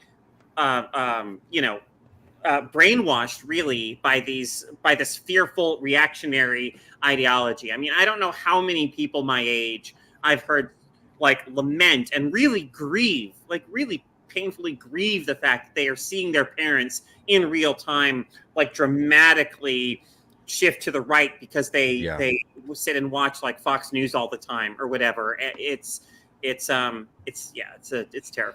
I mean, that's my grandfather. Media affects the way you view the world, right? Yeah, absolutely. That's my grandfather, whose birthday is next week. Which is awful. Just before it disappears off my screen, Stephen, I'm very sorry to bring this up because I saw this go for my chat just quickly. What's the Superman jizz conversation? So I'm going to edit a highlight video of this because this was on my live stream last night. So I don't know if anybody has ever read or is familiar with the essay by Larry Niven called "Man of Steel, Woman of Kleenex." No, but if you've never, you can probably find a copy of it online. But so Larry Niven, who was a great science fiction author, he wrote an essay, I think back in the 70s, called "Man of Steel, Woman of Kleenex," where he speculated that it would be impossible for Superman to safely have sex with a human because when he ejaculated, it would be like a shotgun blast and it would kill whoever was receiving his, And so we got on this subject on the stream last night because someone brought up that there had recently been like a poll where women, I guess hetero women, were asked what male superhero they thought was most attractive. And apparently guys were surprised that more women didn't choose Batman because they thought, oh, women will love Batman because he's like the brooding, mysterious, and it turned out the winner was Spider-Man. Because he's funny, because he has a good sense of humor, because he has a nice personality. And I said, I think it was probably my fault that it turned to Superman jizz. I said, yeah, if you think about it, Spider-Man's like the best case scenario because, he has that like sort of positive, benevolent, like heroic personality like you would also get with Superman. But he's not like as strong as Superman. He has some super strength, but he's not so powerful that you'd have to worry about dying when you have sex with him. And it kind of went from there. So okay, yeah. Wow, it went for a long time, and it was delightful. I mean, I'm thinking now, surely Martian Manhunter should be winning this particular one. He can change his appearance. That's true. Yeah. And he's a very sensitive person as well. He's very thoughtful. There's a very. I remember because I'm not massively into like comic books and stuff, but I remember watching the Justice League cartoon. And there's a really beautiful episode where the Justice League all go off on their Christmas holidays, and you see them all like in various places. But Martian Manhunter has gone with Superman back to is it Smallville? You can tell. Yeah, where he's from, where he grew up. Yeah, right. Yeah, and they have Christmas there. Watch Justice League. Yeah. Oh, well, I've not watched it. It came on Cartoon Network sporadically. It used to annoy me because like you'd get like one episode and it'd inevitably be like a two-parter. You'd get the first half and then never know what happened. Oh yeah, I recall that back in the day. Did Martian Manhunter learn the true meaning of Christmas? I will never know. I recall back in the early 2000s, it was the Justice League and the 2003 Teen Titans were the huge DC shows that were airing there.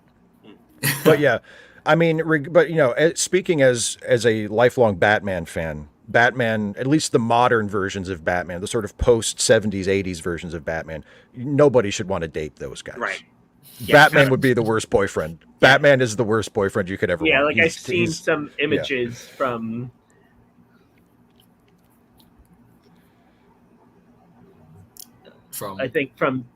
I think the older version of Batman where it was very, very problematic from before. Well, I mean, Batman in the 50s and 60s was basically just a normal dude, other than the fact that he wore a Batman costume all the time. Like, other than that, he wasn't psychologically damaged like the modern version. You know, he was a nice guy, and he just wanted people to obey the law. He was a good dude. He was a little bit of a square, but beyond that, you know. But yeah, current versions of Batman, like, I can't imagine why anybody would want to date that guy. That'd be a nightmare. Not naming versions. Maggie in the chat says, "Who said date?" Okay, good point. Not naming versions of Batman that are awful. Batman, Superman. I find them superheroes are really interesting as like discussions about like capitalism and society though, because like you look at, I always like to imagine that for as much as we can go into like Batman hoards billions and so Superman would kill someone if he like got surprised and accidentally like lifted his arm because and like knock their head off and like clean off. Like don't give Zack Snyder any more ideas. Yeah, well, hopefully we're safe from that from now on. We're not going to let Zack Snyder get his hands on a superhero property again anytime soon. But like as paragons of like of good qualities, right? That Christmas episode where Martian Manhunter, the ending is really beautiful because he's just he sings in his Martian language and he's stroking a cat and he's just reflecting on the peace and tranquility that you get sometimes in quieter moments.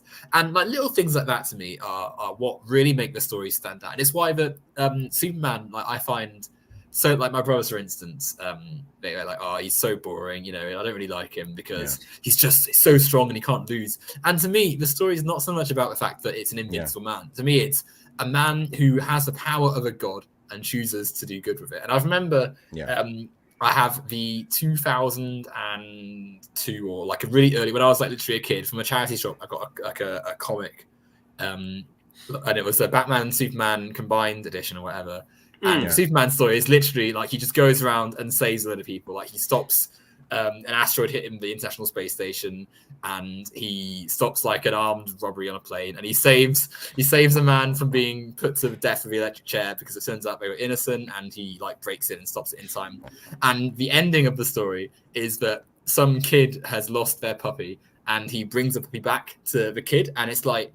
And earlier on in the story, like the kid's parents are like, "Oh, Superman's not got time to rescue the dog. He's probably gone. Unfortunately, that's just the way it is." And Superman rescues the puppy. Exactly right. Yeah. And there's little things like that. The power of the god, but you choose to do good with it. I think that is something that is so you can take into society, right? Because we all have things we can do in life. We can all do amazing things, and we can probably also do not very nice things. But we choose to do nice things, right? We choose to be part of our communities and do things for the betterment of others. And so if that mantra is taken forward, there is something valuable, I think, in putting that into society. Yeah. People who are superhero fans, I think you can use their particular interpretation or like their points of contact with those characters as a pretty good calibration of their politics. Because like potentially, obviously not in every case, but like because I mean art and culture there are people who are, let's just take Superman as an example. There are people who are fans of Superman and they see him just as like an action figure. And if, they see a Superman comic or a Superman show or movie where he's not like fighting people, they get bored, right? And I'm like exactly the opposite of that. I've said to many people, many of my friends who are also comic fans, like, I don't care if I ever see Superman get in another fight for the rest of my life. I'm not there to see him fight people, right? I want to see Superman be Superman.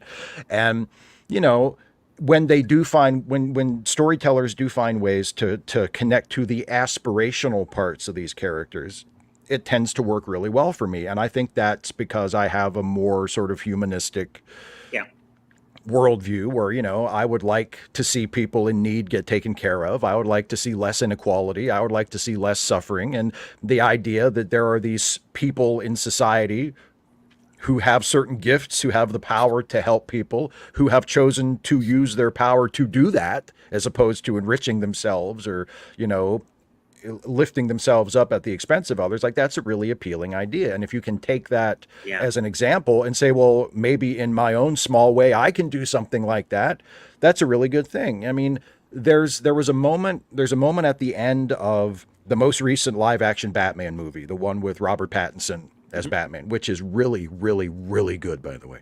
But there's a moment in it that the first time I saw it, it almost took my breath away, because I've never seen a Batman movie with a moment like this. And there's been a disaster in Gotham City. The villain has, you know, caused a massive flood in the city, and the water has come into the arena where it's like a shelter of last resort. And there's all these people that are being, you know, threatened by the rising waters. And Batman jumps down into the water, and there's like a bunch of people buried under some wreckage that has resulted from the flood. And Batman, you know, opens up the wreckage, and he lights a flare, and because it's completely dark because the power's gone out. And there's this beautiful shot lit by Batman holding up this like red road flare, and he's leading these people out. He's leading them to safety. He's like, you know, and it's just, and I've never seen that in a Batman movie before, where he was a figure of, you know, like, I'm going to help these people. I'm going to let these people follow me to safety. And it's so beautiful. And then the ending of the movie is Batman through his voiceover saying, I've realized that beating up criminals isn't enough. Right. Like, I want to make life better in the city. I can't do that just by stopping crime. I need to give people something to hope for. I need to let people see that there's someone out there who's looking out for them. And it's such a profound moment. And it addresses so many of the criticisms about Batman, about the fact that, like, well, why is he a hero? Yeah, he goes out and he stops criminals, but a lot of the people he's beating up are like mentally ill people who are just trying to survive. Like, why does a rich guy beating up mentally ill people doing property crimes make him a hero? And it addresses that concern of like, oh, Batman himself has to realize, oh shit, I'm not doing enough. I can't expect life to get better just by stopping criminals. I need to do more. And it's that kind of thing where, like, if you look at superheroes in that way, they can be a really positive, you know, presence in culture. I think for me, I'm a huge fan of the first two Christopher Reeve Superman films. Oh God, and part of why, or really the main reason I love those films so much, is that I think Christopher Reeve, just as an actor, is able to make that like fundamental goodness and decency of Superman that sometimes gets criticized as like, well, it's boring. Like, he makes it so like just interesting. Like, it's just like, oh, it's just so like interesting to see this guy who just wants to like be decent and do good and protect people and help people. Like, that can be really interesting and compelling and beautiful. Go ahead. Anyone who says that a character like that is boring is Christopher Reeve Superman, Chris Evans as Captain America, for a more recent example, is the same basic kind of character, like just a decent person. A decent person who has the ability to do more than the average person to help and wants to help people. Like, if you as an audience member or you as a writer can't figure out something to do with that, like, I don't know what to tell you. beyond just the cool face punching and you know, like those elements can be fun, like absolutely, like, you know, whatever, Superman shooting beams out of his eyes, or like you know, like, of course that stuff can be fun, but there has to be a deeper Superman element. Superman fighting the 3 bad guys at the end of Superman 2 in the city. They have that big at the time was like the biggest superhero fight you'd ever seen in a movie. Incredible. That's awesome. It's such a fun scene. But the scene in the part of that scene that makes him Superman is when the bad guys have the bus full of innocent people that they're going to throw, and Superman says, "Don't do it, the people." Like, he cares about the innocent people. That's what makes him Superman, not the fact that he's stronger than the bad guys and he punches them harder. It's like that's not what makes him Superman. The fact that he cares makes him Superman. But who cares? He cares about the people. I want to see him beat people up. Says conservative. It's so or comic gator here. It's so boring. It's like that idea of like, well, who can, but you know, it's like the most boring kind of wrestling fan. Like, well, who'd he ever beat? Like, I don't know, dude. Like, there's more to it than that. You know, what do you care? Who would win in a fight, Superman or the Hulk? I don't know. I don't care. It's not relevant to anything. Do you have a story about that? That's a good story. I'll read it, but I don't really care who would win or not. It's so juvenile. Like, maybe when I was 10, that was a cool conversation, but I don't care anymore. You know? I think it's how you view art, right? It's about left versus right sort of divide in art, really. Like the conservative way of like looking at just power and who's the best and who's on top and who's going to be in control of a situation makes people think, oh well, Superman could easily win this in 1 second, and why hasn't he just crushed everyone's head and turned Earth into Krypton 2? Like, you know, it misses the point. I think is the ultimate sort of problem. Right. When I think about like how much I fear a conservative dominated like American cultural future, one of the, I mean, it's obviously not the most important thing, but one of the things that chills my heart the most is just how fundamentally boring the art, you know, would be in such a society, because like there's no like actual artistic like imagination, broadly speaking. If it on you know, on that side.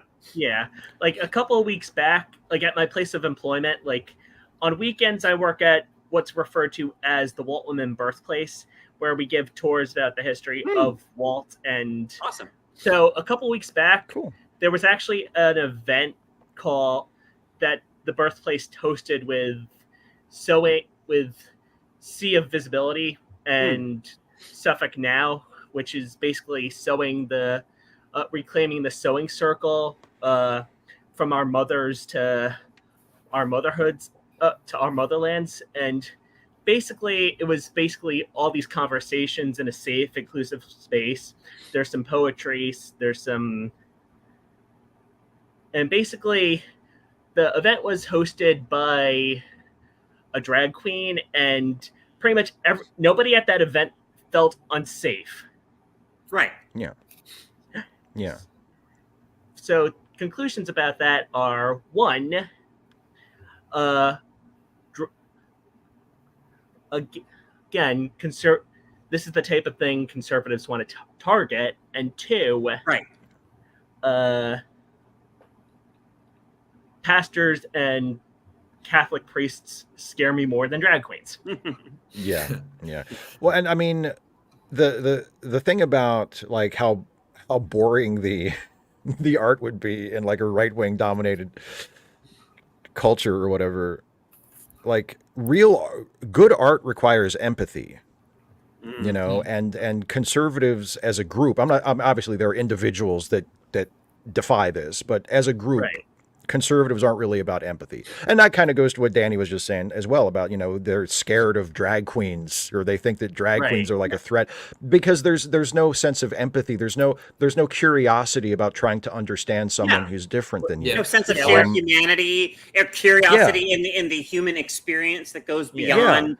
I mean, I'm not actually going to discuss what was going on at that event, because again, it was a very safe space, and but let's just say they had a couple of poetry circles where they were talking and everyone was feeling about the dangers of what would happen.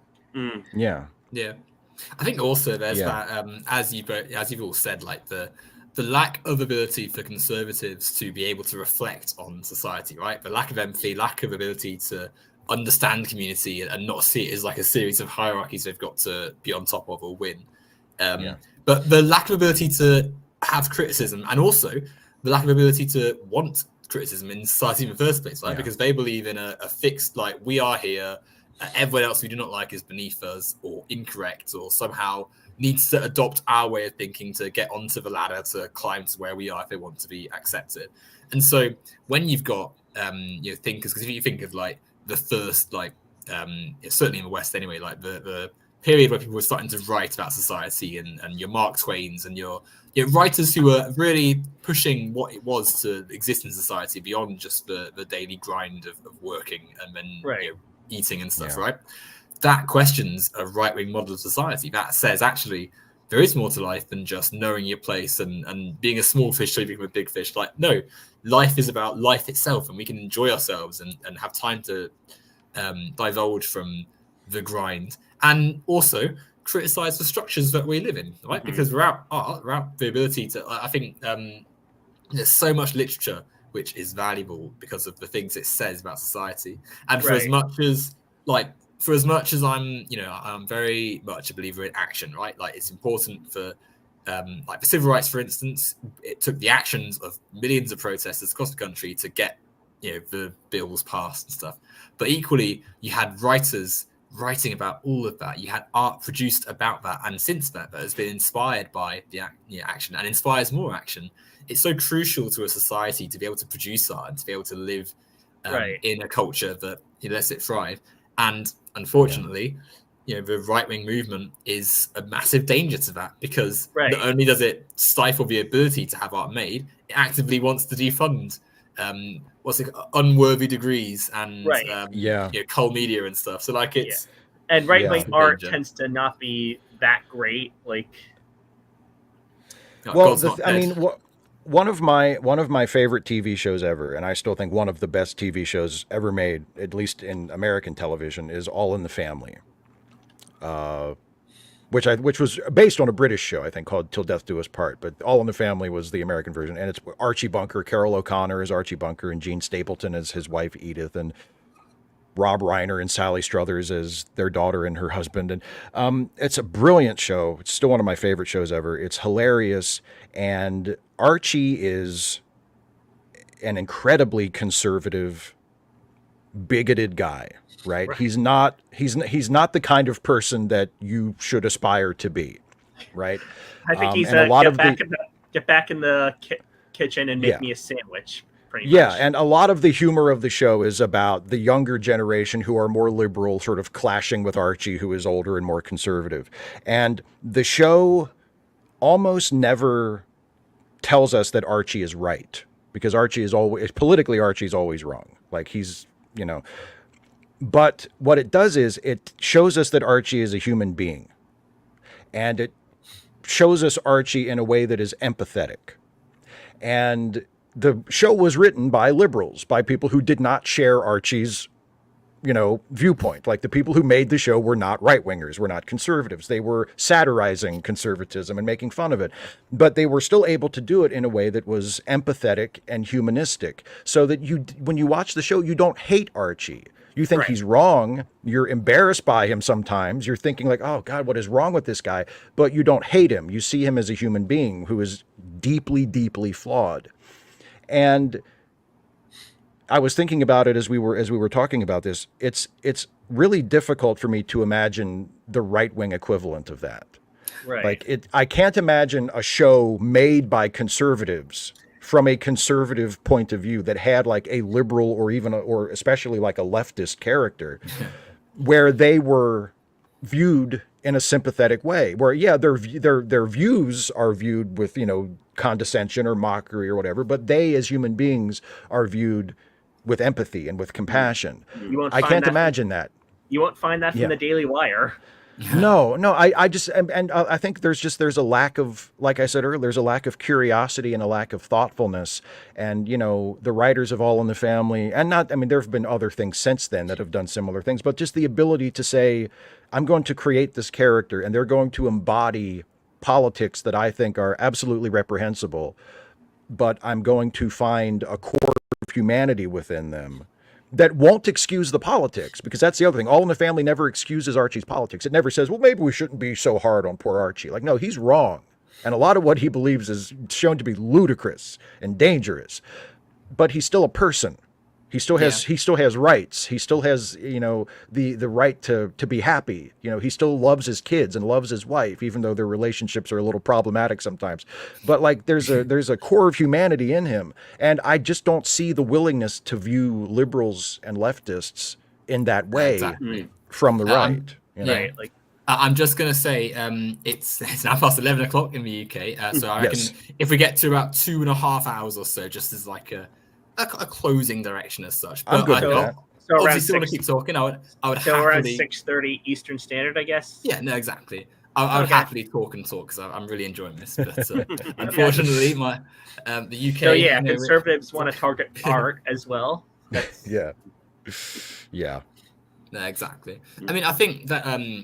not to bring up God's Not Dead again, but that like you say, Steve, like the fact that left-wing or left-leaning people will still consider the humanity of everyone and still, as you say, portray a character that is complicated and flawed as a human being, and have a nuance and maturity to the discussion that elevates it above something that's as trite and nasty as something like God's Not Dead, where essentially it's treated as a we're right, you're wrong, where characters are one-dimensional and essentially exist only to confirm the beliefs that right-wing people have or misconceptions about left-wing people. I think I always find it interesting because my half of my family is religious. Like I have many Christians in my immediate family.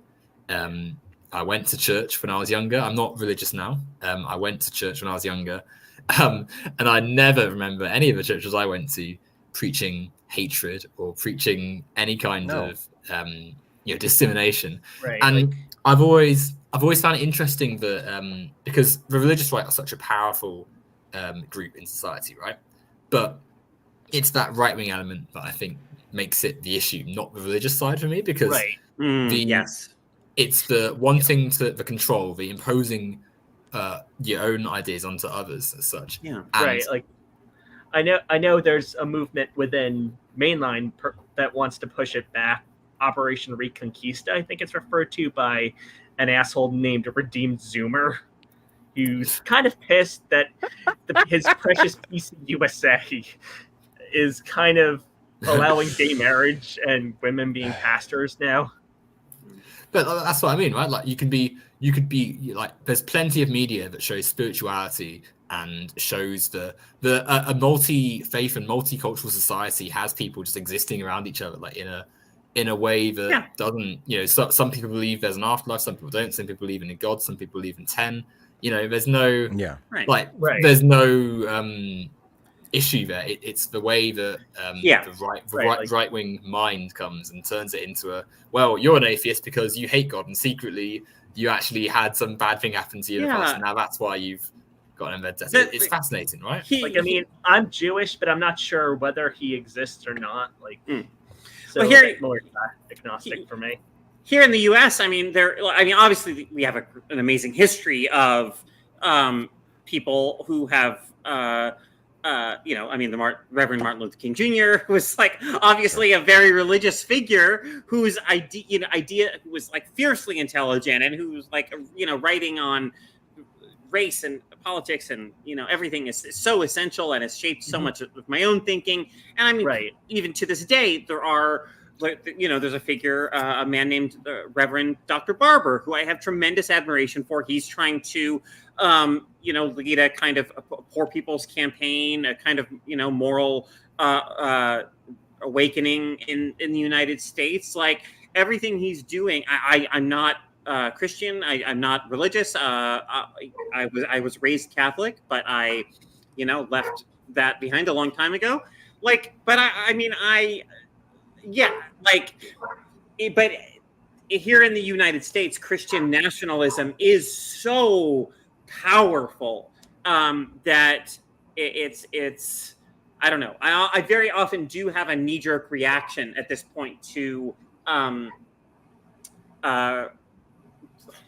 religion. Like I have the, I first have to find out if somebody gives off a sense of being like religious in a practical practicing sense. Like I have to kind of feel them out for a bit and be like, okay, but like, are you, like, what's your church like, or what does that actually look like for you? Because I mean, obviously, like here in Astoria, Queens, New York, I don't attend them, but there's Christian churches that seem wonderfully like inclusive and progressive and very heard about like welcoming like trans people and queer people into their, Carolyn, you'll find that a little bit more common in places like New York, and of course. Oh, I'm well aware. So anyway, I don't remember why I got started on all of this, but sorry. Yeah, no, but not at all. Anyway, I was gonna say, I mean, even in my, the area where I live, which again, even though Maryland is a very, very progressive state overall, I mean, the part of it that I live in is not. And but even in this area, like there are, you can't throw a rock without hitting a couple of churches. I mean, there are churches all over the place. But even here in this very conservative, very right-leaning, very, a lot of Trump voters in the area, there are multiple like gay and trans inclusive Christian churches. They're not the majority by any means. There's a handful of them, but they're there. They exist. Right. Like that's the same thing with my area. Like I live on Long Island and Suffolk County, which is let's just say at the time that Ronald Reagan, that's still stuck in the 1950s. But and even there's some churches that are allow gay and So I guess my point is just like I recognize in myself a sometimes tendency to write off all of the entire Christian movement, I guess, for lack of a better word, in the United States as this progressive conservative thing, and it's not that way. Like there have always been morally progressive, morally just forces within like that where their understanding of Christianity, like their values as far as advancing equality in society are deeply intertwined. So I recognize that, and I appreciate that. But I can relate to what you're saying, because I mean I'm an atheist. I'm not reflexively, I'm not like super pro religion either. Sure. And I'm the same way, where I remind myself that there are progressive religious people and they are my allies. Like I've said for years, like if the only thing we disagree on is whether or not there's a God, then we're on the same side. Like to me that's an academic argument. I think I disagree with people who agree that there's no God and have a bunch of bigoted stuff more than I do. Right. Yeah. Right. I mean, there are churches. I mean, it seems like, especially in more politically conservative areas, it does seem like the more toxic, regressive forms of Christianity are the more visible ones. I mean, there are churches in my. Not naming any denominations, Southern Baptist Convention. Well, I mean, there are churches in my area where it's obvious that that the congregation has some money, and it's obvious that they've chosen to spend that money by building bigger, more opulent churches. And I always think to myself, oh, so have all the homeless shelters are fully funded? There's no starving children. Like we've solved all the, there's no unhoused people in the city, and there's no people, nobody's going hungry. Like there's nothing else to spend the money on. I guess you might as well build a bigger church. Like I do kind of think that. And the bigger church is some sort of warehouse or something. Yeah. So, but it's those, even though they do get the most attention, and even though unfortunately they do seem to set the tone in terms of like how people view religion, and specifically Christianity, since that's the dominant religion here. But yeah, you do have to remind yourself, like, it's not a monolith. There are a lot of people who are devoutly religious of whatever faith they happen to be, whether they're some flavor of Christian or Jewish or Muslim or whatever. I mean, I grew up Reformed Jewish, so and I think I moved to a bit more of a secular branch. Like I think like family has this weird mix where most of my family grew up Jewish, but dad's father's side was Catholic. Oh. Yeah, I think there's the like for me, because you've got, as you say, Carolyn, there's like the long history of religion being just like intertwined with really negative causes like throughout the past. So like, yeah, I think for me, I've got the same like sort of in my mind, like when I hear certain people say, "Oh yes, I'm an evangelicist. Yeah, I'm a Protestant. I believe in these things." I think, let's just put a little pin in that. Let's just keep that in mind. For later. Right. But I think because of that context, I think that's the case with a lot of things, right? Like if for instance, you joined this call and you saw I had like a big like America flag behind me and a red cap, and maybe I was maybe I had a few. That would be there are clues.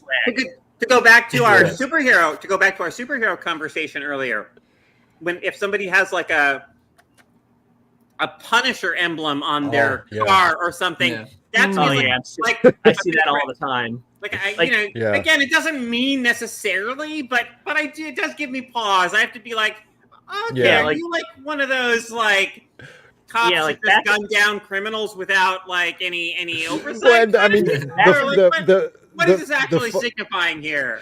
Yeah, the funny thing about the Punisher emblem in specific is one thing it almost certainly signifies is that the person in that car has never read any Punisher comics. You know? Yeah, with the Punisher symbol being representing more of the right, even though they never actually read that. I went back and looked at some of my old profile pictures. I found one of me from like 2009 with a sweatshirt and a baseball cap with the Punisher symbol on it, and I was like,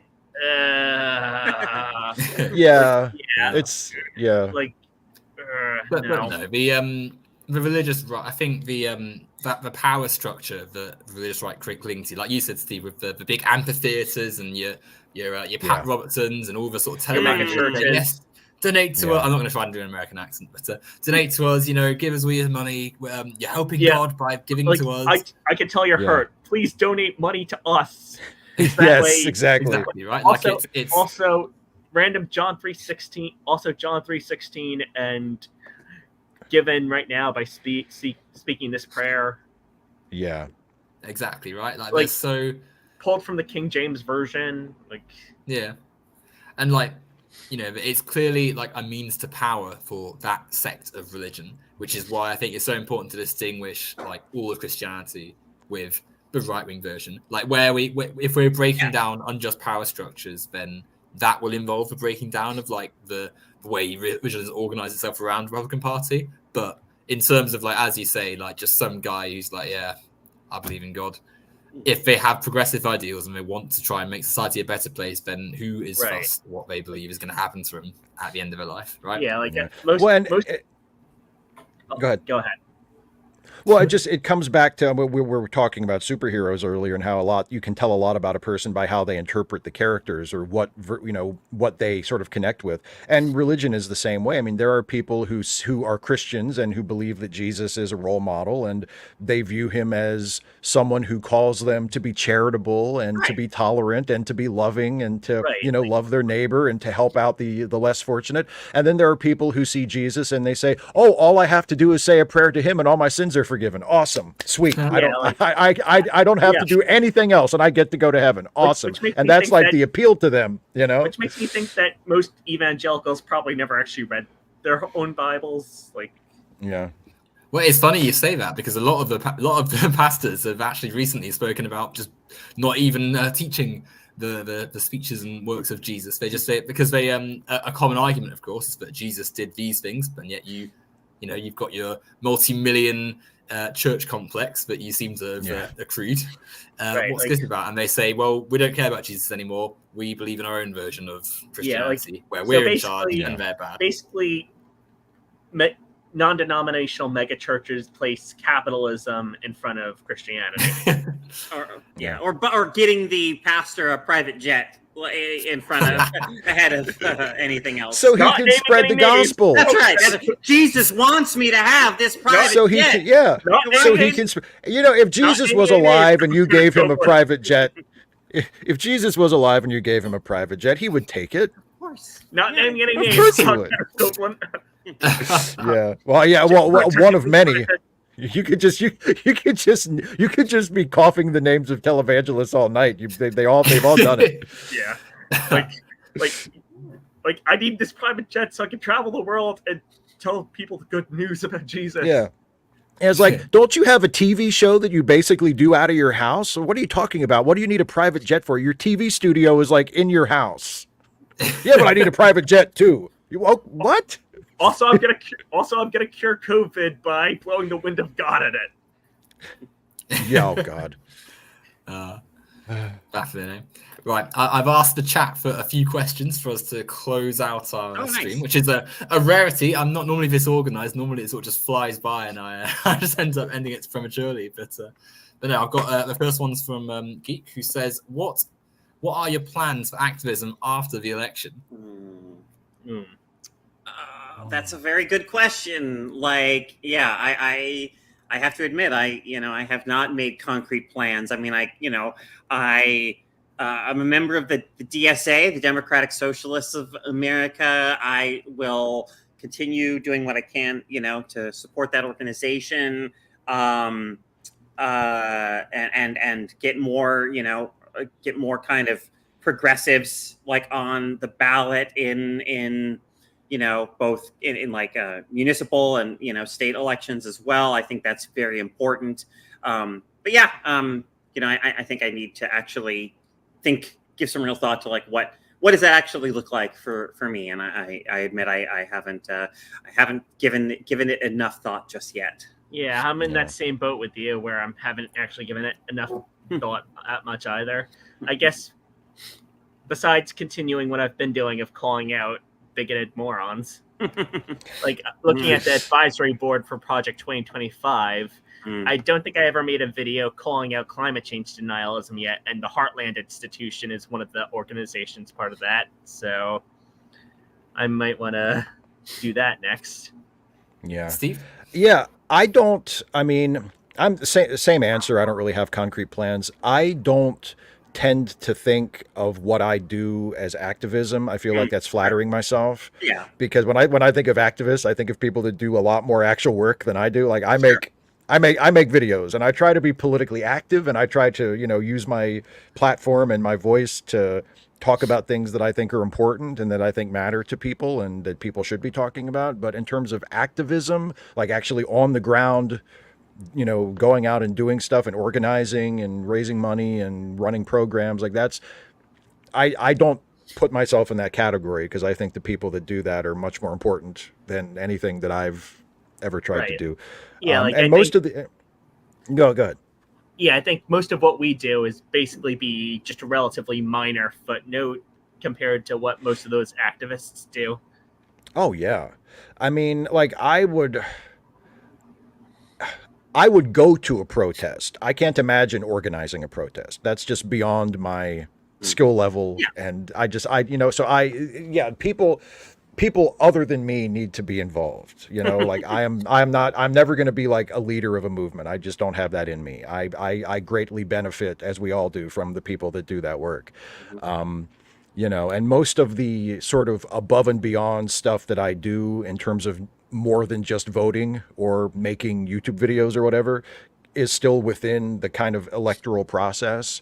Like I've been writing postcards this year, get out the vote postcards. And I just finished doing that yesterday. And I'm ready to not do anything for a while. I volunteered I wrote 1,000 of them and I've been doing it since August. And it's not like something where it's not an 8-hour job. I do it for like an hour a day, but still it's like, you do it that for 8, it feels like it's taken a while and it feels like it's taken something emotionally out of me. And I'm very glad I did it. And I might do it again in future elections. But now that I'm done, I just want to not do anything for a little bit. You know, it's like I feel like I've voted, I've written my postcards, I'm going to keep doing my regular YouTube stuff and talking about stuff and being outspoken, but other than that, I'm just going to relax for a little bit. You know, and then we'll see. And you know, after the election, I'll start thinking about what else I need to be doing. Yeah. Well, to answer your question, Geek, from my perspective, I think we'll start with what you said, Steve. I think that activism is such a broad term, right? We like to. It's often thrown at there from people that you're a stacktivist, you don't really do anything proper. But I would say that actually every little act of talking about politics and talking about society is an act of resistance, of protest, of making the world a better place. And no one's claiming that our tweets or our videos are equivalent to like Martin Luther King or Malcolm X or anything. No. Speaking of MLK, read Letter to Birmingham Jail again. Fantastic read. Hey? I have many recommendations for that. Yeah. But Steve, I would say, for instance, that your videos, I've watched quite a few of them recently in the build to the election. They inform or make it easier for me to stay a bit informed of what's going on, given that I'm over in the UK. Carolyn and Danny, both of your various contributions to the wider social justice part of the internet are what sort of got me into it, right? Like you both. Like my most recent video was calling out Korcz again because apparently he's still obsessed. It's 2024. Why are we still obsessed with Anita Sarkeesian? It's a curious man. God. But I think everyone has a voice, right? And every voice matters. But in terms of activism as well, like being connected to your community, doing like Geeks is in the chat, like being connected with the people in your life and in person and on the internet, and putting the ground roots in now, so you've got a community around you, will make activism and organization after the election so much easier. If worse comes to worse and it is Trump, there needs to be action taken. Like if you've got a strong community, then there's a much better chance that you can be ready and protected for what could potentially be coming. And even if Trump doesn't win, it's important to have that because you need to be organized. Like you said earlier, Carolyn, the Labour movement is a massive part of what makes change happen. And if you're unionized, if you're connected, you've got so much there to be able to move as a momentum, as a force, than if you're on your own, sort of doing it by yourself. So be connected. Yeah, and even if Trump loses, the policies that the Republicans want to pass are much scarier than Trump himself. Exactly. Yeah, because they don't need Trump; they just need him to pass the policies. Exactly. The next question is actually I've put my name at the front here. This is my homie. Spent some time in England about 10 years ago. He loved it. Huge Manchester United supporter. He's thinking about emigrating there. Any tips for a US expat? Great show. Thanks. Well, thank you, Monica. I'll throw it to you three first, just before I answer. But has anyone been to Manchester in the UK? Nope. Sad to say I haven't. I've been to London, but I haven't actually been to Manchester. I'm sorry. My closest association with Manchester is that I've seen the film 24-Hour Party People many times. So I have a deep appreciation for the impact of the Manchester-based factory records on house music and on music history more broadly, but that's not going to be very helpful for anyone in this situation. I'm sorry to say. Unfortunately, I don't have any. I don't have Monica, any you're in luck. You're in luck, Monica, because I used to live there. I used to live in Manchester. Now, I could happily spend many hours speaking about soccer or football. Just for fun. In fact, I've appeared a few times on a podcast called Football Unrivaled with some friends and some people I've spoken to a few times. So if you're into football and sort of politics of football, you can go and have a look at that. It's a bit of a side thing I do sometimes. Okay. However, Manchester, obviously football's at the heart of it. There's Manchester United and City you can go and see there. It's a fantastic night out if your friend's into enjoying himself, having a bit of leisure time. Manchester's a great place for that. Little bit expensive. The housing's a bit, as unfortunately you'll realise in the UK, we're having a bit of a problem with many things. Where austerity has not been kind to our country. Right-wing policies have risen the cost of living quite a bit. I'm at university now, but I also did a bit of time at Manchester University, and the accommodation is unless you've got the money to pay for the new stuff they're putting up, it's quite expensive. So it's a bit tricky, obviously. Finding a place to live, but I feel like that's true of most cities anyway in the world these days. I mean, London's particularly infamous for it, but so's New York, so's Toronto, so's any like world So city. Chicago right? shows. Yeah. Anyway, right. Personally, I thought it was a fantastic, place. If I went back and lived there now, it would be great. But obviously circumstances change. If he is wanting to move to the UK, Manchester is an up and coming city. So definitely, if he's got the money to come across to live in Britain, then yeah, I say go for it. And if you like football, then Manchester City and Manchester United both play there. You've got loads of teams in the vicinity. It's very, well connected in terms of sport. So 100%. And throw it out there. If anyone wants to chat to me about sport, more than happy to do so. I will happily talk any sport for days. So, and then one last one from Maggie, a meme from a while back, classic Jesus or Republican Jesus. Classic Jesus. Yeah, I'm gonna have to go with classic Jesus on classic Jesus. Yeah, and this doesn't extend to just Jesus himself, but also Christian artwork as a whole. Because like during the Reformation, Christian artwork, or at least Protestant artwork, looked relatively normal, like just people living their everyday lives. Whereas now it, like maybe look up history of artwork during the Reformation, and it looked like just mostly people living everyday lives, like nothing really religious that much. Whereas nowadays it's like Jesus plus America. Yeah, with like an eagle flying over his head, and he's waving a gigantic American flag. Yeah, and there's apparently now a Trump Bible, which is basically just the King James version, and now the Constitution. With like the Constitution and the Bill of Rights, and also now they have a version too that's stamped with the date of the assassination attempt when God intervened to save Donald Trump. So that's the kind of Bible that you want to have. Oh my God! the stupidity is painful. The stupidity of like the suckers, man. What kind of suckers are going for this? A Bible that's already public domain, and you can find online. I did a video. I shot a video today that is going to come out on Monday, and part of it is I talk a little bit about like the completely transparent grift of Trump trying to convince people that he's Christian. And it's like, the dude, he was asked for his favorite Bible verse. He couldn't think of one. He couldn't think of one Bible verse. Like, look, there's so many great ones. And you can't think of a he Bible verse?